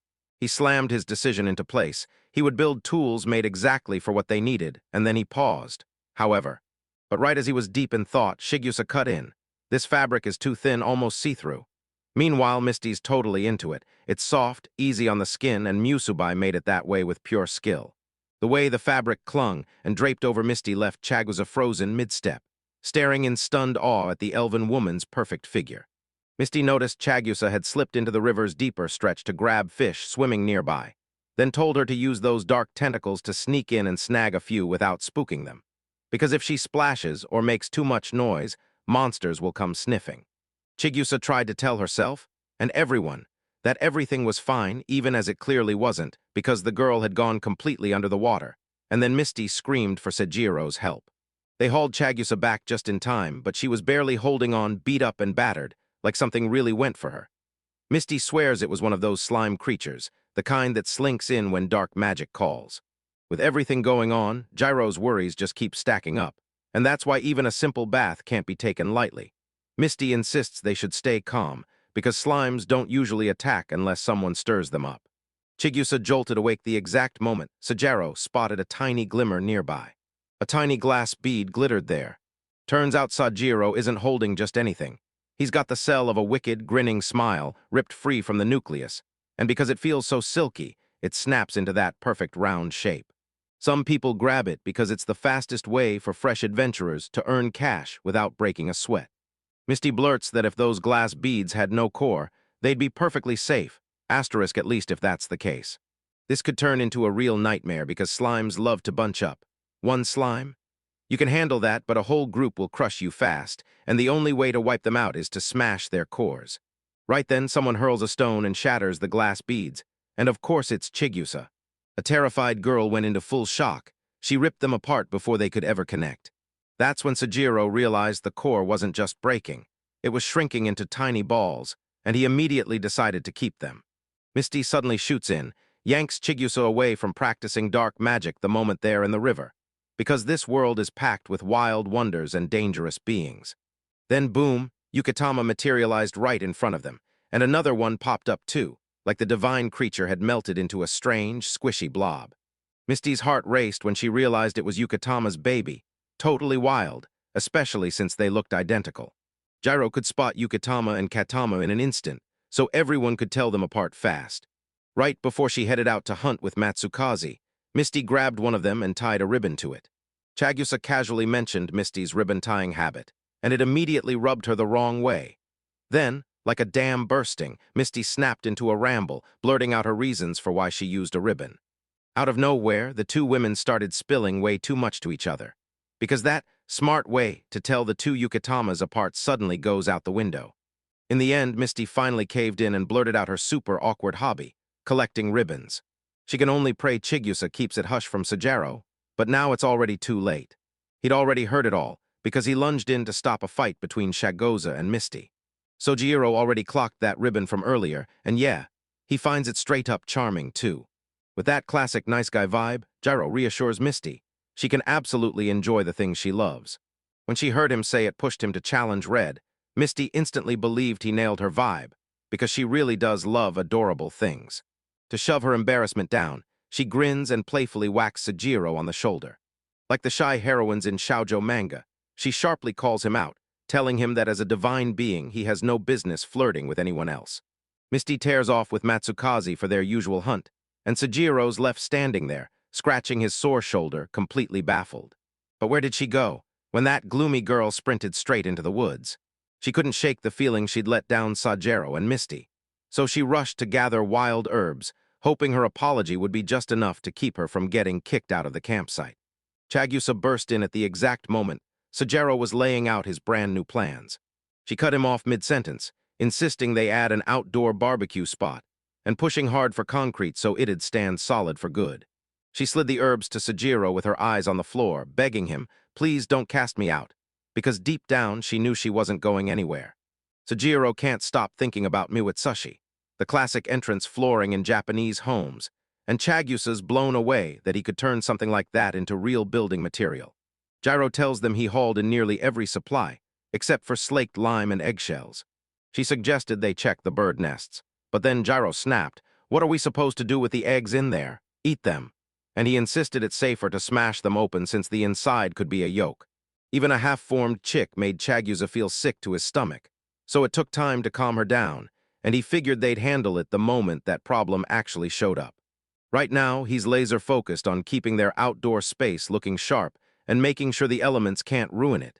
And Chagusa clocked just how carefully he talked about their campsite. And he just had to bring up how insanely passionate Sojiro is about all this, no question. So Gyro said it straight. How you carry yourself and how you look matters a ton, especially when you're at the dining table. Ignoring these things is basically like chewing on trash, though trash might be a little too harsh. Chigusa would feel way more at home in a nicer setup, right? He's right, Chigusa can't stop staring at the tiny house he built, and Gyro admits he made that little hut to honor a god. Even though the groundbreaking ceremony hadn't happened yet, he set out to build a small shrine for the deity and pushed himself hard to learn how to roof it. Until the more he worked, the more the whole thing started looking exactly like a tiny house. In the end, Sojiro stopped halfway through, then somehow walked away with the cutest birdhouse ever, and it turned into solid practice, too. Just as he finished, Misty popped up out of nowhere, drawn in by the whole conversation, and she spotted that little house like it was the best surprise around. Chagusa told Misty that Sojiro used it to train for making a real one, and the second she heard that, her eyes lit up. She demanded to know where her room was and where Chagusa's room was too. This left Chigusa flustered. She didn't mind the attic life or anything like it, until Matsukaze suddenly burst in from nowhere and snapped at Misty, yanking her focus back in, because once she remembered, Misty had actually hauled in a huge fish and still needed. Gyro jumps in to get it back on track. He tells Chagusa to step in, while he races to set up the hall for the dissection, and then everything kicks off from there. Sojiro started cooking dinner, and the two women took off right after him. Out of nowhere, a warm, friendly voice popped up and called Sojiro, Legeria Master. He shot a quick look around, trying to figure out who on earth was speaking. Then the tiny cabin's door swung wide open, like the place had been holding its breath. Out of nowhere, this gorgeous, fragile little creature materialized right in front of Sojiro, an honest-to-goodness fairy. Silver hair shimmering as she leans in, she starts telling you how the fairy world's been feeling lately. Lately it's been dull as hell, but look, she stumbled into a tiny spot packed with life and pure excitement, and with a serious face she squares up to Sojiro, and tells him this house will be claimed by a skilled fairy. Trade complete, this gifted fairy steps in to help Sojiro, even calling him her master, and with a flurry of swift wings, her presence goes quiet at last. Mischa just flashes a smile and tells Soju that this talented fairy might become something special, but Soju sees right through it, because that's his answer to Mischa, and at least she admits she has no clue. It's their first meeting, and there's already a huge gap between them. This spells trouble for Soju, because Mischa can't stand taking fairies seriously, so she tells Soju to just ignore them. On the bright side, she insists fairies aren't evil and even points out the one nearby who's ready to help with the chores. while Gyro has nothing to say about it. If those fairies aren't evil, then she can absolutely move into the house and use it. The fairy rockets past him and blurts out her gratitude to her master, but our main character can't wait to find out her name. That skilled fairy, Sinya, that's the name I go by, she tells him, and right then Chagyusa strolls in, barking at Sajiro like it's an emergency. She asks where to put the meat they prepped earlier, then her eyes suddenly catch a fairy in the distance. Without warning, Scenario snaps a brutal kick straight into Chagyusa's face. Right as he whispers that tiny gentleman, Chagyusa hits the ground like a crash of thunder. But the Scenario doesn't feel a shred of guilt. She's stunned to see that dark creature guarding the regalia, and now it's her job to call on her skills and face the danger. Juro thrusts himself in front of them, shielding Chagyusa, and tells the fairy straight up that she isn't dangerous. Yeah, it's heartbreaking, but it's the truth. He hoists Chagyusa into the air like they're a fragile kid, while Chagyusa wails non-stop, "I'm sorry, little one." Then it hits him when people say small humanoid. Do they usually mean something like this? Scenario snaps her hand away, turns to Sujiro and checks on him. "Are you having nightmares?" Sujiro shakes his head, saying he is. Mischa bursts into the chat and backs Suju up. No problem if Chagyusa's acting all gloomy if that's what the fairy wants. But wait, even Scenario can't believe it. Even once, just once, she'll finally speak up and judge her master's way, but the real goal is simple. Sujiro wants that fairy to apologize to Chagyusa. Look at her, she's shaking with fear. Sinya, the skilled fairy, is ready to obey and say sorry to the dark creature. And yet, when Chaga's eyes well up, she suddenly stops, waiting unsure. "What's wrong?" she asks. Chagas insists she isn't scared because if you've got a strong fairy, you've got nothing to fear. She trembled so hard you couldn't miss the fear, and Sujiro told her to play nice with everyone. She swallowed her nerves and agreed to give it a shot. After a while, Chagyusa started cowering behind Sujiro every time trouble showed up. Even Mischa couldn't help but feel for Chagyusa. Then, just like that, the Sujiro compound threw its doors open and welcomed yet another newcomer. Right now, the resident is sprawled on the couch, but Senya can't help noticing. Something feels off. Sure, it does the job, yet she thinks it's got zero style, so she's asked for a neoclassical design, and honestly, that's a wild, standout choice, isn't it? That day, Sadaru finally clocked it. This whole scenario was way too specific to be an accident. She keeps insisting that calm, soothing patterns on the legs and edges would make a real difference. Because art always tells you what feels right. And she warns that he can't bump up comfort using only animal fur or cloth, so she pushes him to build and add an air mattress. That's awesome, but Soju doesn't have anything that can block the air, so Scenario jumps in. In the forest of sacred trees, they've got rubber sap trees, and once he snags. He's gotta hand them over to Moss and Musubai. Mixing them with fabric lets them start making things. Wow, Jira had no clue about that, and the fairy keeps going. The Shinju forest was carved into existence back when the gods still walked the earth, packed with plants that can actually help everyone. And Scenario swears that if they use those gifts the right way, the land will stay in harmony. But Jyrn listens hard and still only catches pieces of what she's saying. Right after she's done explaining, she shoots him a question. "So, did you feel anything for me?" And the remarkable fairy blurts out, "Absolutely not." Gyro gets a knot in his stomach as she asks, while Scenario thinks it's downright weird. Didn't she just show off her skills? And come on, she's tiny. Gyro can't shake the feeling that she's putting way too much weight on being small and trying to make it feel impressive. "So, are you letting your ego run the show?" Scenario tossed his opinion aside and charged ahead without a second thought, and now she's hunting rubber, so she grabs him and demands a sharp tool. Gyro answers by forging her a tiny dagger. Because she's so tiny, it looks like she's got a dragon slayer trapped in her hands. She spins it around and can't stop grinning at how handy it is. Suddenly, she pushes the idea on him, telling him to build a bed for himself. When Soju presses him for answers, Scenario just shrugs and says it'll be useful. And just like that, she blasts into the sky. What a wild, strange creature with habits so bizarre they make your head spin. Right as she's about to go any farther, Soju bursts in from behind and yells, "Call me when you're done collecting the sap. I need help." Just like that, the whole situation flips, and it reassures him that he doesn't have to stress about it. Out of nowhere, she barrels over to Chagyusa, hauls her up in a flash, and then looks Soju straight in the eye like, "See, I'm strong as hell." Right then, Chagyusa gasps, because she starts floating out of nowhere. Wow, even Sinya being so tiny and still packed with surprises. And before Shigusa can react, the fairy just lets go. But luckily, Sujiro snaps in and catches her. What a perfect grab. The fairy blares. But Chagyusa's overwhelmed. A gremlin latched onto Sujiro, and she squeezes him tighter, almost curling around him. while she trembles and says, "Fairies give me the creeps." Meanwhile, the scenario is freaking out should it rush to get the bed done faster. Not a chance, not while Sujiro's around. There's literally no hurry.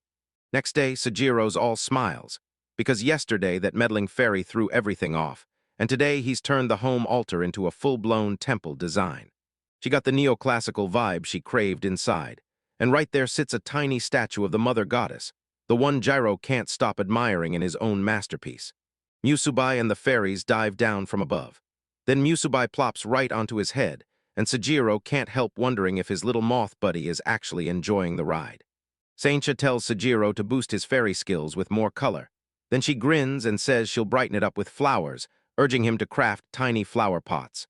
After watching his work again, she pushes him to keep them small. Sujiro nods along as Musubai suddenly snaps a magical circle into existence, and that's when Sujiro starts wondering, does his moth friend want to jump in too? Musubai pulled out a cloth-like strip, then unfurled it across the tiny temple. Oh, so Musubai's hunting for some fancy cloth. Got it. Then Sujiro totally understood and swore he'd toss in one. While he was locked in on his task, the fairy couldn't help herself and blurted out what he'd thanked the goddess for. So far, Soji's dreams have been crushing it one by one. He's not chasing glory anymore, he just wants to say thank you. Every time he quietly wished for it during his rebirth, that exact desire kept getting answered, over and over. And yeah, he's got skilled hands to craft even more, but that's not the whole story. He even catches a break with surprisingly friendly neighbors. Some of them actually help him with hunting. So yeah, for Sujiro, this is everything he could want, and nothing more is needed. Sonoria keeps firing off those wild, inappropriate wishes, and he's forced to step in and straight up demand she stop making those requests to the goddess. Sonora can only huff and wonder what the heck he even gets about all this. He's obsessed with making wishes come true, right? Wait, what is she really trying to say? Sujiro suddenly remembers doing the exact opposite of that. Darkness's power hits like a punch, loud, undeniable, and impossible to ignore. Sonora jolts awake, her dreams still stuffed with delicious meals and a safe home, and she reminds him point-blank that he's already given her everything she wants. And when she says it like that, you can feel the moment shift. So Jiro realizes she's got a point. The fairy's misty playtime is actually a headache for the ear-tipped girl, and for the humans and their friends, too. Still, Soju wastes no time. She jumps right into it, and Sujiro's brow knots as he demands to know what she's talking about. Mischia's praying the beasts of the Shinjiu forest, and their spirit animals, will be better off because she finally said it out loud, and now Jiro's thinking back because she'd mentioned something like this earlier too. So is her wish really the problem? Senia can't shake the feeling that it all boils down to what Mischa plans to use it for. So yeah, she figured it out. Only the long-eared creatures can heal this whole forest. Misty straight up declares she'll never use it for fighting, then throws herself into protecting it like it's her sacred duty. Even while those nations were still tearing each other apart in war. Wait, war? So even while everyone's fighting, Mischia's still trying to use resources the peaceful way. The scenario checks every detail is spot on, and that's driving the people in charge up the wall. While everyone else is getting swept into violence, Mischa stays locked in on one mission, saving endangered animals. Influential people across the board shut her down and waved off her desperate pleas, and with nobody stepping in behind her, she knows she can't chase that dream alone. Though part of her suspects some could just fake their loyalty, because hey, she's an elf. Sujiro can't stop thinking, as the scenario demands he forge a binding curse. What if Mischa actually agreed? She wouldn't use it for battle at all. Imagine she uncovers something even more powerful, then can't use it at all. Boom, a huge problem hits. Jiro knows the charcoal from this forest can melt iron. That makes it seriously useful, basically the same kind of resource as coat coal. Even now, he still won't let those trees count as a real excuse to make a promise. Then the scenario chimed in, spilling the truth. The outsider, yeah, him alone, was the only one who truly got Misty. Now she's demanding to know what he plans to do with the forest from here on out. Sadek did ask him, didn't he? Because Jiro's not chasing some huge dream, he hasn't even figured out what to do with Shinju's forest. Still, one thing's crystal clear. He knows exactly what he refuses to do. Jiro's done with boring food. His old life has run out of flavor, and now he's craving extra ingredients and real meals he can actually enjoy, telling Scenario that this is a place he wants to keep close and hold dear. That's how I want to live, crafting with my own hands, pouring in care, and feeling life hit deeper when I make it myself. More than staring at his own hands, it hit him like lightning. He was connected to Misty's mission, and he had to jump in to help. Help scenario tilts her head, curious as ever. Family ties, Juru says if you don't care, it's nothing but pointless junk, but she thinks it could totally change someone's day, because it's really about feeling seen.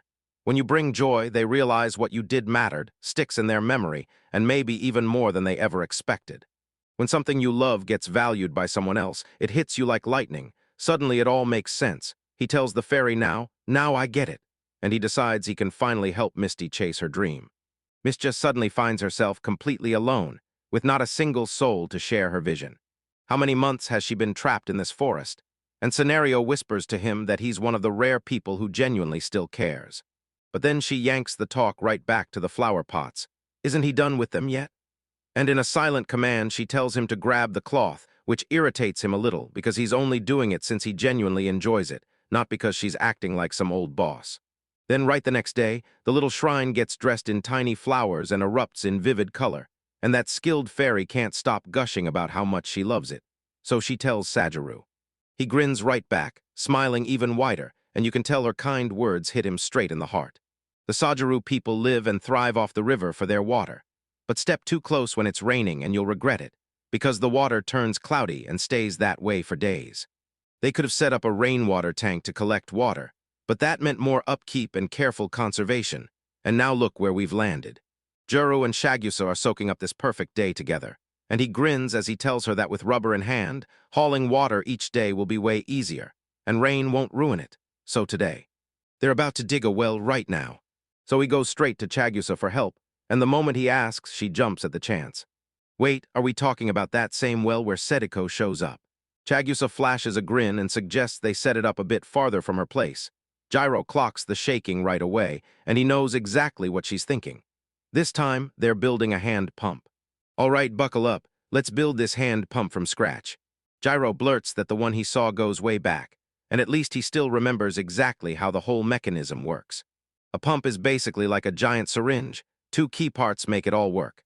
A piston slams forward, a cylinder locks everything in place, and they kick off immediately.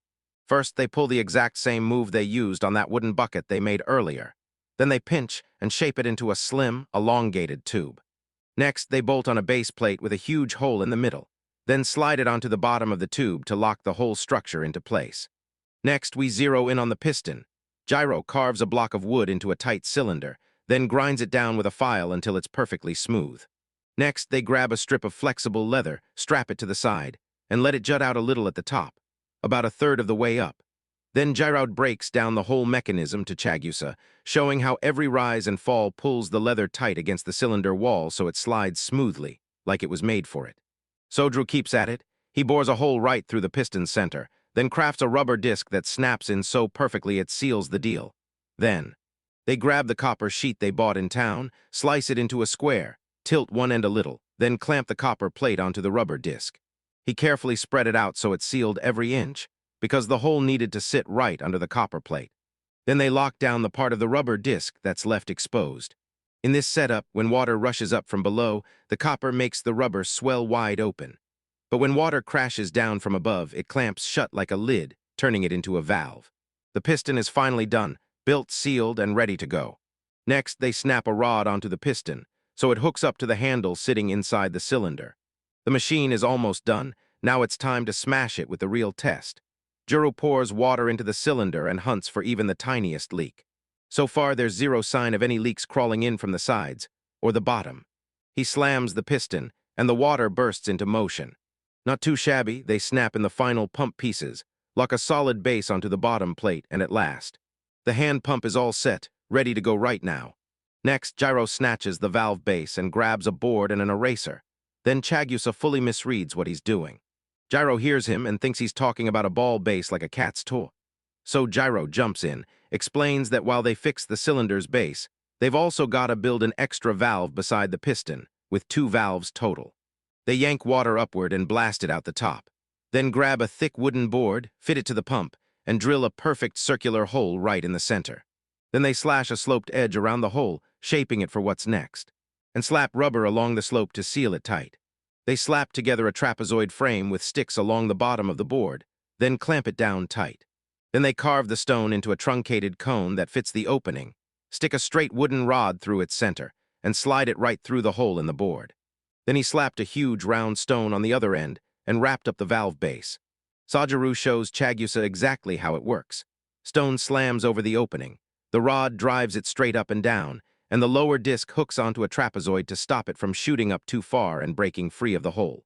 Then bam, he goes completely quiet, leading her to wonder if something's really wrong with him. "Are things okay?" she asks, and he shoots back, "Yeah, I'm fine. I honestly never thought I'd pull it off, but somehow I really did." Maybe the goddess's blessing is messing with his mind, and for one breath, they just soak in the wind.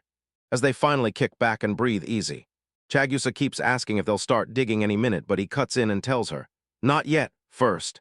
They've got to build the lift pipe and the casing pipe," and he leans in and tells her, "I'll need you by my side from here on out."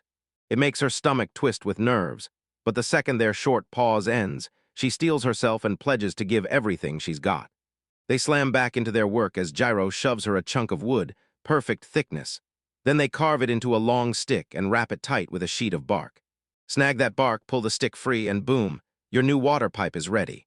Since the bark is timed and woven to match, it stays tough under heavy weight without snapping, and it won't rot even when water keeps streaming through it. After seeing Sojiro's work, Chagyusa grabbed the job of whipping up the next few items. She hands him one of her old creations and asks, "So how many more do we need?" He leans in and says, "About 4 because it's 4 meters deep." Yukama handled the earlier geological survey and marked the exact spot where the water will be. Soju just shook his head and said that's as deep as a hand pump well can go. "Thank goodness. What are you doing drilling holes in that pipe?" Chagyusa demands an answer. As she watches, Soju's moves closely. Along the lower casing pipe, they drill tiny holes in the sides, so groundwater can slip in through those openings and refill the inside. And that hand pump yanks the water up with pure stubborn power. Before long, they've got enough pipes built that way, and Gyro bursts in like, "All right, everyone, time to start digging the well." They punch a small hole right there, grab a shovel, tear into the dirt, then dig down roughly a meter. Then they drop the casing pipe into the hole and drive it down hard like a stake, right when he turns to Chagyusa and tells him to make sure it's taken care of. She snaps her shadow magic into place, and out pops a massive octopus, its dark tentacles doing all the heavy lifting. While all of that was happening, Sojuru couldn't stop himself. He kept asking, "Does that chant actually work?" She says doing it makes her feel stronger than ever. He just smirks and shuts his mouth, but inside his head he's thinking, yeah, maybe it's true. All right, then he's pushing harder, he speaks. Right in the middle he slams to a stop, no way. And wait, he's saying it too, isn't he? Chagyusa grins. When he clicks that they're connected, guilt hits him hard for making a high school girl worry, and once he imagines it all so vividly, and says it out loud, everything finally snaps into place. And it's like some higher power is answering his every move, so maybe that's what she meant, he thought. All right, back to the pump. Jiro slams the pipe, hammers in the casing pipe, then drops the drill in and starts twisting. You yank the drill out to dig up the dirt, then you repeat that chaos again and again. But he's lucky, Chagyusa's got his back, using her shadow control spell to smash through every hard task. As the ground churns into a whirlpool, her shadow drinks in all the dirt like it never happened. Jiro's jaw drops when he sees how fast it all goes, because this kind of help is a lifesaver. He says dealing with dirt and sand is a total headache, even with the right tools. He pushes her forward, urging her not to stop. Now they just keep piling on more pipe extensions and run the whole routine again, until the moment Sojiro gets clipped by the pipe, and it hits different this time. He rockets his ear against it, and Chagyusa mirrors him right after, as they both lean in, grinning, and listen to the water splashing inside. No, he jammed the lift pipe right inside the casing, and the tip had little holes covered by a cloth filter to block the sand from sneaking in. They crank up the water and fill the tank clear to the brim, just to put it to the test. If water starts pouring into that pipe, it's proof there's a real pocket of water down there. Then they can finally crank up the hand pump and get it working. All right, this is where everything clicks into place. First, they pour in the priming water to blast a vacuum inside the pump. Sojiro slams the lever down and water crashes into motion. Then they pull it off. He moves aside fast, making room for Chagyusa to step in. They yank the lever with eager hands, practically glowing at everything they just managed to pull off. Gyro grins at her, remembering what Yukatama said, she'd handle the drainage herself. Now they just have to build a proper water outlet and blend it into the surroundings. "I'm back," Mischa says, and Sojiro greets her. "Wait, people said you were building a well, but it looks like it's already done. What's going on?" she asks. Soja credits Chago's support for everything going perfectly, and Mischa can't stop being impressed. Since she's already there, Mischa starts fussing about cleaning her feet, and Sejiro darts off fast to snatch a towel for her. The elf girl savors that cool, refreshing water, and as Shigusa and the others sit by the basin, she can't help but wonder what Shigusa did, right as she's about to answer. Matsuka's rockets toward her the second Sejiro comes back with the towel. Matsuka's is frantically shaking the water out of his fur like his life depends on it.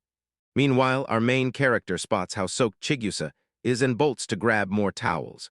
Mischa demanded, "Can you get up?" While poor Dugusa sobbed, she felt her whole day's effort crash right into this moment. Then she vowed she'd take a swing at standing. A remote cabin. So what really asterisk is an off-grid cabin, and why does it feel like it could change everything? It's basically a kind of home living system that runs on its own. No public services needed. Jairu breaks it down. It's like building a cabin out in the deepest woods, miles from civilization. If you're into nature, you've probably heard that idea floating around, right? Jiro sparked the whole thing binge-watching bushcraft videos. So, are you doing that right now? Chagusa's eyes narrowed in wonder. Isn't a video kind of boring? She asks, but Mischa can't even wrap her head around it. What is a video exactly? And when Chagus pushes her, Soju explains, the stuff where girls do it. Those clips explode with views. That's a bad move. Chagusa catches him red-handed. You mean the videos with those eye-grabbing thumbnails full of women? He just flashes a grin, fidgets for a beat, then sighs like he can't believe it. You really just said that. In the blink of an eye, Mischa clicks with what's going on and starts teasing him about ogling breasts like, really? He just shrugs and admits he was only saying those videos rake in the views. Chagusa catches him again, and all he can do is squint. Somehow this girl always knows exactly how to twist the vibe to her advantage. Her nope anyway, back to the cabin talk. He breaks it down. A-frame cabins come in a bunch of wild designs, and he tells you he's already eyeing one for a chill relaxation spot. Right now, the only roofed places around are those separate huts, the storage shed, and the dining area, so there's no real break spot set aside for anyone. He's convinced that splitting food time from chill time makes every meal hit harder, because you actually get to relax instead of mixing everything up. Misty's fine with it, but does he seriously have to drag the whole conversation out with her? He tells everyone he's going big, so get ready, because this one could take a few days to finish. He awkwardly admits he could have made other useful things instead, and that's got him second-guessing whether it's really okay to waste time on something like this. The two girls stared him down in silence, trading quick glances with each other before they finally answered. Misty flashes a grin, and while thanking him for even considering her, urges him to stop circling her and chase what he truly wants, then reassures him with a steady, confident smile. Trust me, I truly believe it's completely fine to make something you're passionate about. Chagusa shoots her hand up, ready to cut in and speak. She already has a bed in the bathroom, so she doesn't need anything else. Since I've got this job, they can't just toss me out, right? She blurts, fear knotting in her stomach. Misty slaps a warm pat on Sejiro's back and tells him, yeah, you've got divine powers now, but don't forget to enjoy them and turn this whole situation into your best moment. That's exactly what Jiro needs to hear. Anyone who's too shy to say it out loud can finally breathe. He shoots both of them a grateful look, then slips forward like a breeze, finally easing into the relaxation space. And teamed up with Chagusa to cook up a plan, right then. A voice cut in, stunned that Sadaru finally had the sense to build a real bed for his precious fairy. Naturally, this is how it unfolds. She scans the plans and Sadaru smirks like, pride-wise, this little fairy crushes most humans. She snaps, glaring at him, I don't like the word big. Then she warns him, retract it or she'll blast him with cedar pollen. He's about to ask if it's made of glass, but Sora snaps it down fast. No, it's not. She can conjure delicate, see-through walls out of nothing but wood, water, and a smooth, moss-dissolving mixture. Oh, Masubai quickly blurts out that she'll mostly take care of it herself. Even though Masubai knows her materials matter, the moment she asks if she should make it, Jiro just drops his head. Moments later, Scenario stormed in, gripping a CNF film she'd magically shrunk using her own fairy powers, and Jiro's jaw dropped like, no way. Trees are basically packed cellulose fibers, and CNF takes that same cellulose and crushes it down into nanofibers, just 1,110,000 times thinner than a human hair. Chagusa pulls out that wild CNF film, made from unique CNF paper, and checks how it behaves just like a bunch of polymer materials, while Scenarios brings it right to his hands. As Soju breaks down the material, he makes it sound unreal. Light to carry, nearly unbreakable, and sealed tight so nothing gets in. It's tougher than steel, blocks air from sneaking in, and the fiber thickness is smaller than visible light's wavelength, so it can actually transmit light. Saint says they can make those windows for real, and Juro catches every word, knowing they can pull it off. So they nail it perfectly, which means this clever fairy can turn it into her bedroom with zero issues. Right. Saria nods in agreement. So Jiro leans in and reminds her, with a worried look on his face, that this is still a shared space we have to respect. Sujiro straight up asks her, since you can handle it, does that mean this space is yours? She's left there alone, and Sinya pauses just long enough to shut the claim down, because that silence screams you were really weighing it. Then he said it, and just like that, Sina didn't refuse at all. She vanished into thin air on the spot. Sujiro groans like, come on. Everything's already stocked, so now it's go time, and they start building. A-frame cabins are basically simple. You just build a wedge-shaped box that someone can step into. First, they slammed down a massive stone base, snapped together a square frame, and laid thin boards to form the bottom. They even used the CNF film to build double-glazed windows, stacking 2 panes with a trapped layer of air in between that blocks water and cranks up insulation. Then they line up heavy wooden boards, and just like that, the floor is finally done. Then Chagius's shadow magic turns into a roof and walls at once. He yanks up 2 wooden beams that are already hooked together at an angle and plants them on the floor. Right then, the whole basic plan suddenly feels real. Jiro and Chagiusa stand shoulder to shoulder to review their project, and she points out it looks like a triangular tent. Jiro nods, agreeing. Sujiro said that was the whole idea. Then right before they started building the walls, he had Chigusa set up the loft floor, and she lit up like crazy, thrilled to be stuck in a tiny, dim space that was perfect for her. Sujiro tells her they've got to add those top windows too, and she lights up, practically jumping at the chance to help install the fixtures. Once the outer walls and windows are locked in place, the story can finally surge forward. Sujiro slaps the CNF film onto the walls and seals them up so they turn waterproof. While he worked, Chigusa kept pressing, asking why he wouldn't just use his magical tool to lock everything down. Because craft gear might fight back, but it doesn't guarantee it'll stop both heat and water. So they may still need the CNF film. Are you talking about that magic layer that traps the seal so tight not a single drop leaks out? He asks. When Chagusa says yes, that's the exact one she's talking about. So Jiro blurts that he's scared it'll choke off the air and they'll all end up suffocating. And yeah, that hits her nerves hard, which is why he tackles every problem, one at a time. Once the film is down, they slam boards on top, then coat everything in thick black paint. Just a few days after he started building the new cabin, it's finally finished, complete, done, and ready. Now they've got an A-frame cabin sitting in their yard, and Misty puts him on the spot, asking how he really feels as she appraises it. Jiro admits it nearly broke him. And the second he saw the finished result, his jaw dropped. This totally blew past his expectations, and yeah, it's absolutely worth a try. She grins from ear to ear because the way he talks feels like real craftsmanship. Every word sounds hand-forged. She admits the design is jaw-dropping. The magical artifact blends all kinds of magic energy and materials from every race, and it never feels overpowered. She tells him, and then she adds that, yeah, it might look simple, but the vibe it gives off is genuinely amazing, and it feels so good. Jiro just stares at her, utterly thrown off by her reaction, because he's still reeling from how deep her words about his work hit, and he can't even wrap his head around what she means by magical ability. He doesn't fully get it, and it honestly sounds like something an elf would say. Then, out of nowhere, a scenario pops up to butt into the conversation, and Mischa cuts in, reminding everyone she's an elf, just in case that detail hadn't landed. The fairy shoots back that elves judge both looks and feelings, and that's great. But she calls out how they still miss the way their actions hit everyone else. That's why so many people say elves act way too proud. She spits it out, and it lands right on Mischa's weak spot. If she hesitates when she sees something the first time, it'll be game over. You can always talk about it later, but that chance will vanish before you even blink. Scenario rides on Soju's shoulder, tossing that teasing like it's some fairy right, while the elves shove it in by accident, and it's maddening. It snaps their heads back to reality. Sure, magic is awesome, but the real spotlight has to stay on the new building. She points out that even without fancy decorations, every single board gleams, so smooth it's unreal. And the materials were picked specifically to bury the knots, like the builders knew exactly what they were doing. You can feel it.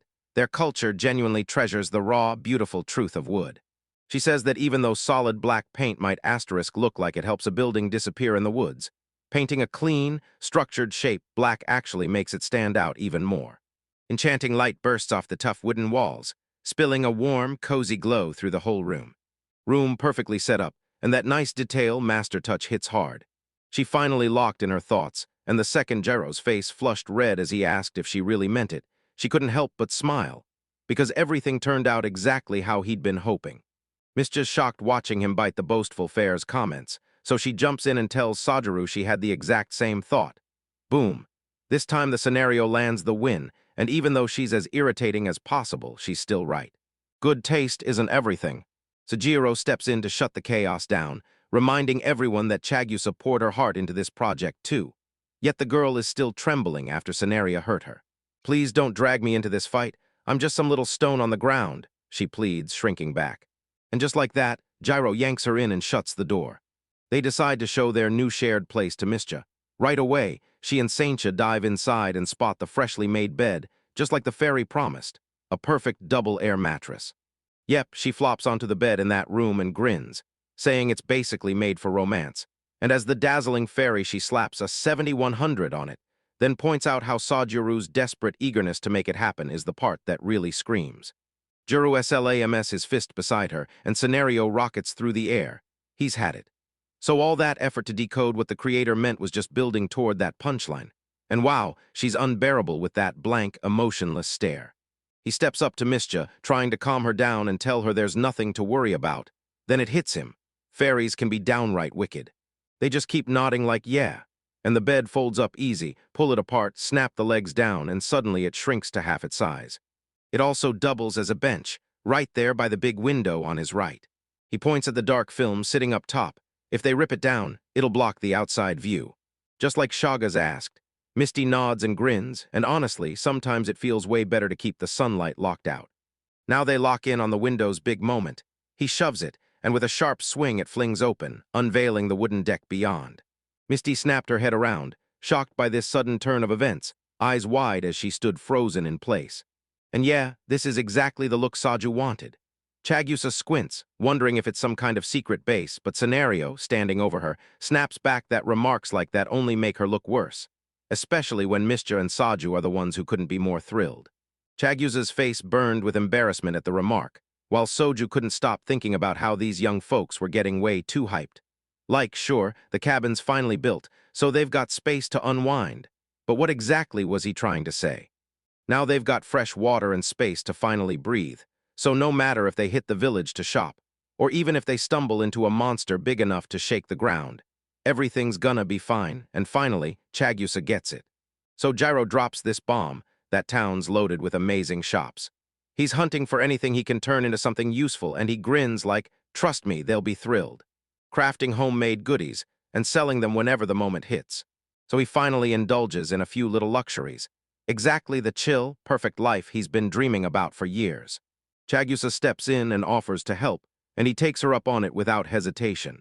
He's down to try it, and he'll go all in, no matter what but for. Now he's trying to kick back and relax. Wait, is that Eurify? Because out in town, Cedric and Darrow are still stuck on that same nightmare, the twin venom snakes, Mischa and Soju, that got taken down a few chapters ago. Merchant Darrow and Vic are still hunting for someone who'll buy the antidote. Because it wipes out even the deadliest poisons. Sadak brought word that he might have found a buyer. And then it hit. A prince got hurt in a fight, and poison seeped straight into his wound. Ever since that moment, the boy's been fighting just to stay alive, so Darrow presses. Has Sadak been talking to a royal supplier? Nah, not even close. He's been chatting straight with the king, dude. Seriously. Darrow tells Sadak to guard the antidote and run its protection from his own area, but the old man panics. If he messes up, it could spark a full-blown crisis. Sedge refuses, saying his warehouse is already packed with clutter. Darrow snaps that he should just toss the junk, furious because he can't believe he'd label it trash. And honestly, his storage area is the neatest, best organized place in the whole world. And it was his son who told Seth, just leave it there, so why are they making a big deal out of it? If they're honest and own up to it, won't everything just be fine? Yeah, that's exactly how Sed sees it, and Darrow's not wrong. If anything goes sideways, they're the ones who'll get blamed. Joking aside, though, Sed turns to the older man and asks straight up if he's really okay because Sed's freaking out about what's going to happen when Soju comes back. Daru leans in and tells him the soju will last for over a year with what he brought. Plus, he stacked a ton of spices and medicine for soju too, so whenever he feels like it, he can come grab everything. Think about it, if more people flock in or those magical creeps start attacking, he'll come back fast, right? Gwunders said. So what if he doesn't just grab supplies this time? What if he returns to sell even more? What is this guy even saying? Daryl jokes that with how much soju they've already lent him, he could straight up hibernate for a decade, and it still wouldn't make a dent. Sadek just shrugs and hits me with the perfect comparison, then says, if my painting sells for a good price, I'll crank out even more, no matter how many people complain. Money, the older man's face slowly contorted with irritation, because he knows it's true. True, he's praying soju stays asleep. At the same time, Daru's steaming with frustration, and as he keeps stroking Matsuka's, he's seriously considering cutting his stay and heading back to town. Master, I want a feast. Scenario blurts it out with a charming grin and Gyro freezes mid-task. A feast. He spots her seat and blurts out, so what's in that barrel's sake? The scene snaps into place and proves he's dead on. Honestly, this great fairy isn't just being nice. She's got a secret reason she has to make peace with Dark JK, and it's tied to Chigusa, got it? Scenario swears people love hanging around fairies, so she won't believe they can ever be separated for long. Yet every time Chigusa gets close, unease crawls up her spine, and she can't stop worrying about how he's acting toward her. Soju can't shake the feeling. Sina's inner tyrant is still clawing its way to the surface. It's awesome to see even this incredible fairy get it. Sokka builds connections, and that's exactly why she's gearing up to throw a banquet to tighten her bond with the Dark JK. Before she can lose track, Scenario snaps his attention to the huge bag on the table, because Soju has just spotted it. He closes in and fires off the question, did she bring it? Out of nowhere, she pops on her aviator sunglasses and casually blurts that it's wild how fairies are tied to plants. What, where did she even dig up those glasses? The Scenario snaps open the bag and dives in, then she pulls out that white treasure. The second Sajuru sees it, his whole body locks up with pure disbelief. What? The amazing fairy asks, staring through the glasses like, tell me you see why this is worth it, asterisk. But Sajuru can't even move on from the shock. Because it's rice. And that's exactly why the guy is left in total disbelief when Sinya dives in, lands on his shoulder, and strikes a perch like she owns the place. She yanks his earlobe and blurts, isn't this worth peeling back the lid? Our only rule is simple, have a drink. You good with that? Gyro finally turns to her and pure admiration lights up his eyes. Thank you, I can't believe this. You can actually get rice. He grins like sunshine, Sina's place is easy for him, but then he leans in and asks, can you come back to Sajiro first? And flashing a mischievous smile says, should I make it a statue, stone, or wood? Which one do you like more? The wonderful fairy blinks, stunned by his answer, and instantly wonders if he's actually serious. So Gyro leans in and declares he'd trade 1,000 wild pleasures for anything at all. Then tells her, plain as day, to just ask if she needs him for anything. The moment Scenaria hears it, she narrows her eyes and turns dead serious. She only wants one thing from him.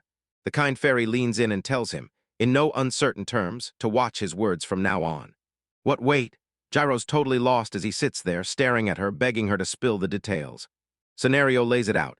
He just can't wrap his head around how priceless beings like her are, even when divine tools are the effective choice, so she tells him that. Rice and the rest of that stuff don't matter at all.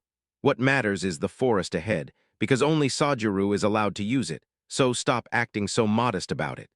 Even the Scenario hints that if he really wants, he can slip out of this forest anytime. Honestly, it'd be shockingly easy to steamroll the biggest kingdom in the world, snatch up all the world's riches and comforts, then call it theirs. It's not even a big deal. They said in this kind of forest, you don't have to hide a small container at all. Then she hit Soju with a question he'd never even thought to ask. How do you control a power so brutal it could wipe out everything? So what about the regalia? Can I really rule and devour the world like a god and conqueror? If I pull that off, Mishja's going to be wildly thrilled and honestly blown away by me, he said. Worry sat all over his face, and from Scenario's viewpoint, that would be pure delight. Sajuro slams the idea shut. But the moment it hits him that this feels like an overhyped fairy tale, he rubs his head in total confusion and tells the wonderful fairy that instead of getting rice, he'd rather trade tasty treats with mind-blowing fairies than do anything else. This time, she's stunned by what he says, and the scene practically purrs as it inches closer to him. If you're offering me something, she replies, then I need a replacement for the item I borrowed from my friend's storage. She slips her shady glasses back on, palms out like she's about to cash in any second. And boom, she flips right back into a total badass. She told them that too and called this tiny amount just a grain of rice. So, was she hinting there are more people behind it? Gyro sighed, nodded, and said, all right then. He'll whip up something amazing just to properly thank those people. The scenario is basically screaming, that's just how it is. And yeah, they can turn into dolls too, so it's fine, even if they're not exactly human in the usual sense. That's settled. Now Sejiro has to spill the news to the other two about the banquet. Hooray for Sake. Hooray for Rice. And Mischa and Chagusa twirl together like they're dancing on cloud 9. They couldn't stop grinning as Sejiro's two brand new gifts lit a fire in Maka's dashes as he tore around. Meanwhile, Sejiro and Cineria watch from the sidelines. She stays silent, but he can feel it in his bones. The kind fairy is not okay with what's going down. To clear his name, he hauled in both the Sake and Rice. Because he didn't just want to join the celebration, he wanted to hook up with everyone and be part of the moment. One enough, the great fairy isn't even close to okay. She's locked in, staring him down like he's the whole problem, muttering, I'm not giving in, I never asked for this. She fired him a razor-sharp glare, and yeah, it's kind of a bummer for her. But Mischa doesn't even flinch. She thinks Sinya's attitude is adorable, eats up every second of it, and honestly, who'd guess the elf girl is head over heels for Sake, and can't wait to dig into some rice. Juro can't really chew her out right now. He's too busy soaking up every sweet compliment she's throwing his way. Then he whips his gaze over to Chagusa. Check this out, our local goth girl is panting hard, and she keeps whispering the same words over and over like it's a spell. Seeing her like that, he can only pray Chagusa would finally clock what she did, when Chagusa drops the 4 saddest words he's ever heard. It's been 4 years. Sejiro can barely hide his face. Chagusa, poor girl, hasn't had rice for 4 straight years, and that kind of hunger explains her bones-thin look. When Sejiro heard it, he swore she'd never meet Sinya like that, and boom, everyone sprang into action and started prepping for tonight's feast. Chagusa heads out to gather mushrooms and wild plants with Yukatama riding at her side, and that beast spirit makes sure she snatches only the right ones. Chagusa grins because the grass and mushrooms are thriving all around them, and Cineria joyfully snatches up her own bounty, proudly bragging that she can spot the best ones every time. Forget being turned off by her snobby attitude. Chagusa only looks up to her hard. And while Mischa is the lone member of the river shrimp hunting team, she hauls in a massive shrimp that basically stops Jiro in his tracks as awe hits him like a wave. As he studies the crustacean closer, he notices its flavor is vanishing fast, and when he tells her he wants to catch more to taste before it's gone, Misty can't help but ask if they really need all that. Sejiro reveals he has a soft spot for seafood because he swears Japanese people absolutely love it, and when Misty hears that, she goes, "Wait, you're basically a mermaid, aren't you?" Then she drops the scary joke. "You wouldn't want to eat a merperson, would you?" Sejiro just laughs it off and says, "Hey, there aren't any merpeople in Japan." What? Wait, hold on a second. He stops mid-thought, wondering if mermaids can even be called merry people. Misty shoots him a look like she's about to burst into a chuckle, but the cold, serious look on his face hits her like a wave. She turns pale instantly. Gyro blurts, "Just kidding," trying to save face, and honestly, hearing it feels like a huge weight off my chest. No joke, she actually got scared out of her wits. She splashes water exactly like he tells her, but Sajaru still refuses to spill the truth about the 8 white giant dragons to her. Once everyone's grabbed the ingredients, they turn and sprint straight into their next jobs. Misty grabs the nut flour and gets right to work. Chagusa hammers away at the dried seeds, grinding them on a stone mill until they turn into flour. Sejiro handles the knives himself, like they're his responsibility to protect. He chops the veggies, pops a quick bite, and listens for that satisfying crunch. So far, everything tastes great. Even though they're only boiled with a pinch of salt, Mischa's jaw drops when she realizes the river shrimp she caught has an unexpectedly bold flavor, and that surprise. It's straight up delicious. A few steps away, he slams into a dash right past us, then drops down beside him. Gyro can't stop waiting for his owner to toss him food, so he quickly asks first before the meat ever hits the furry spirit. Machias lunges in and snatches the package from midair with his mouth, and he spins around in joyful circles, and seeing that makes Sejiro's face light up with a smile. Mankas rolled up to Sejiro again, itching for one more treat, and with a grin asked his furry buddy if it was delicious. Sejiro quietly points out, "You've already had one." That hits hard, Mankas's face falls, and he shuffles off with his ears and tail drooping like a storm just passed. Sujiro was about to dive back into his duties when he heard low mumbling nearby, and right as he was gearing up to snap at Makis again. Then boom, what he saw next nearly knocked the breath out of him. Misty knelt on the ground, begging for just one bite. Eyes clamped shut, mouth hanging wide, Sojiro stared in raw shock. What kind of trap is this? Good news, though, our guy S got a good heart, and he tosses her a chunk of meat. Right after what he did for Makis a little while ago, another piece of meat vanished in the blink of an eye. Then the playful elf girl called in a buddy. Chagusa drops to his knees, fretting if he's even allowed to act the same way Makis did. Sujiro has to spill a little with her too, and before long they're done with the last bits. Then the celebration explodes into a full-on toast. They clink beer-filled glasses together, and toast like the celebration S about to blow wide open. That beer hits you with a juicy, fruity scent, snaps with a crisp, refreshing bite, and then, right when you think it can't get better, a tangy kick sparks the meat's flavor, while the foam somehow boosts the whole taste even more. A wooden platter hits the scene with simple steak. Then the chef grills it right on a wooden board, smoky flavor pouring off every slice. Mischa takes a big bite, and the flavor hits her like fire, so good she can't even blink, because that rich, earthy scent is totally different from the meat she usually cooks. Next, they toss out fried fish, dipped in potato starch mixed with wheat flour, then slammed into the fryer until it comes out golden, crunchy, and absolutely crisp. Even if it's a little too salty for Sajiro's taste, he can't help but grin. Misty goes perfectly with his beer. He leans in and asks Zenaria if she's actually enjoying the food, because she looks wiped out today, and he's betting the meal will hit the right spot. Yet that stuck-up fairy just shrugs off the concern, doubles down on being her usual self, and snaps at him not to spoil the vibe. Right now, scenario: S digging into a sizzling plate of tempura, wild greens, mushrooms, and river fish coated in a light white batter, then fried up crispy and golden. Sodru whips up a river shrimp paella, tossing in herbs and rich oil, and that shrimp hits your taste buds like pure magic. Chagusa sobs her heart out, shoving spoonfuls of her tempura rice bowl like it's the best thing she's ever tasted. Then she blurts out, through happy tears for the first time in years, "I'm so happy." While Mistia watched her, confusion hit hard. Why was she crying? So Gyro stepped in and explained. Mistia had been grumbling for ages that the food in the other world was just plain unappetizing. Give her props for making it through, right? Mistia says that if it really worked that way, Chagusa could have just cooked her meals like Sujiro does. In the middle of their chat, she barges in and brags, "Yeah, I can't cook because I'm a great fairy, but I can lift spirits." Then she suddenly drops the bomb. In another world, a whopping 99% of her own kind can't cook either. Gyro's itching to reach that rare 1%, but Scenario warns that they're living a peaceful life, and it'll take more than desire to get through. As they kept talking, the feast dragged on deep into the night, until at last they polished off their meals, and all that remained was a crackling campfire and the comfort of each other's company. Misty finally breaks the silence. Chigusa breaks it down. Dark magic doesn't just haunt people, it feeds on humans. And then she adds the terrifying part. They whip up illusions too, leaving Cenaria staring like, why would anyone need to do that?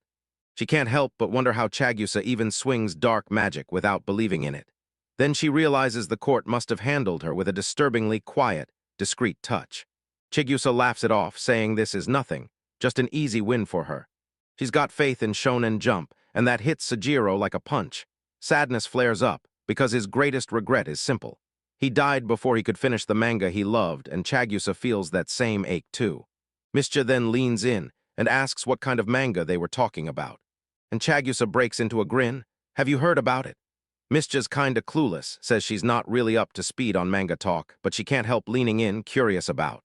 This topic hits way too close to home. Chegi's whispers are basically getting ripped off, and the moment he calls it out, the other person squirms with pure awkwardness, which is why the whole story gets labeled forbidden in the first place. The second they show up, Chagusa shrugs like, might as well go for it, and that's how we dive into her wild rebirth tale. A high school girl who can cheat, chasing a mouth-watering dream with every delicious trick she pulls. She chats with the crowd as she goes, and then, boom, we finally get the Chagusa reveal. One Monday morning, she tries to remember her way to school, but at the station she trips and tumbles down the stairs, feels a strange warmth, shuts her eyes, and in the crushing dark she finds a gate waiting for her. When Chigusa cracked her eyes open, she found herself trapped in a shadowy forest, and the instant it hit her, she knew she'd been thrown into a whole new world, kicking off her brand new life as Ayano Chigusa. In this strange realm, Chagusa suddenly blanked out on a ton of her memories. She froze, trying to claw her way back to where her school was and who her friends even were. Because from the start there was never a real way out. And as she got tangled in the past, her emotions surged in a place she didn't recognize. Goblins burst out of nowhere and surged on her. So Chagyusa yanks herself up the nearest tree in a panic, and in the scramble she blurts out a spell she's never even learned. That's when she discovered dark magic, then it flung her into action like a magic lifesaver and rescued her. But seriously, what even is Flumpstone? After that, Chagyusa stumbled out of the woods and without warning landed in a town. Right at the entrance, the guard blocked her cold. She had no proper cash, just yen from her old world, and he'd never seen a coin like that. Still, he swallowed his doubts, took it anyway, and waved her in. Chagyusa burned every last piece of her 290 yen on tolls, walked out completely broke, and kept wandering. She crossed paths with a wandering mage who told her to swing by the Adventurers Guild. And honestly, what else was a girl supposed to do but sign up and become one of them?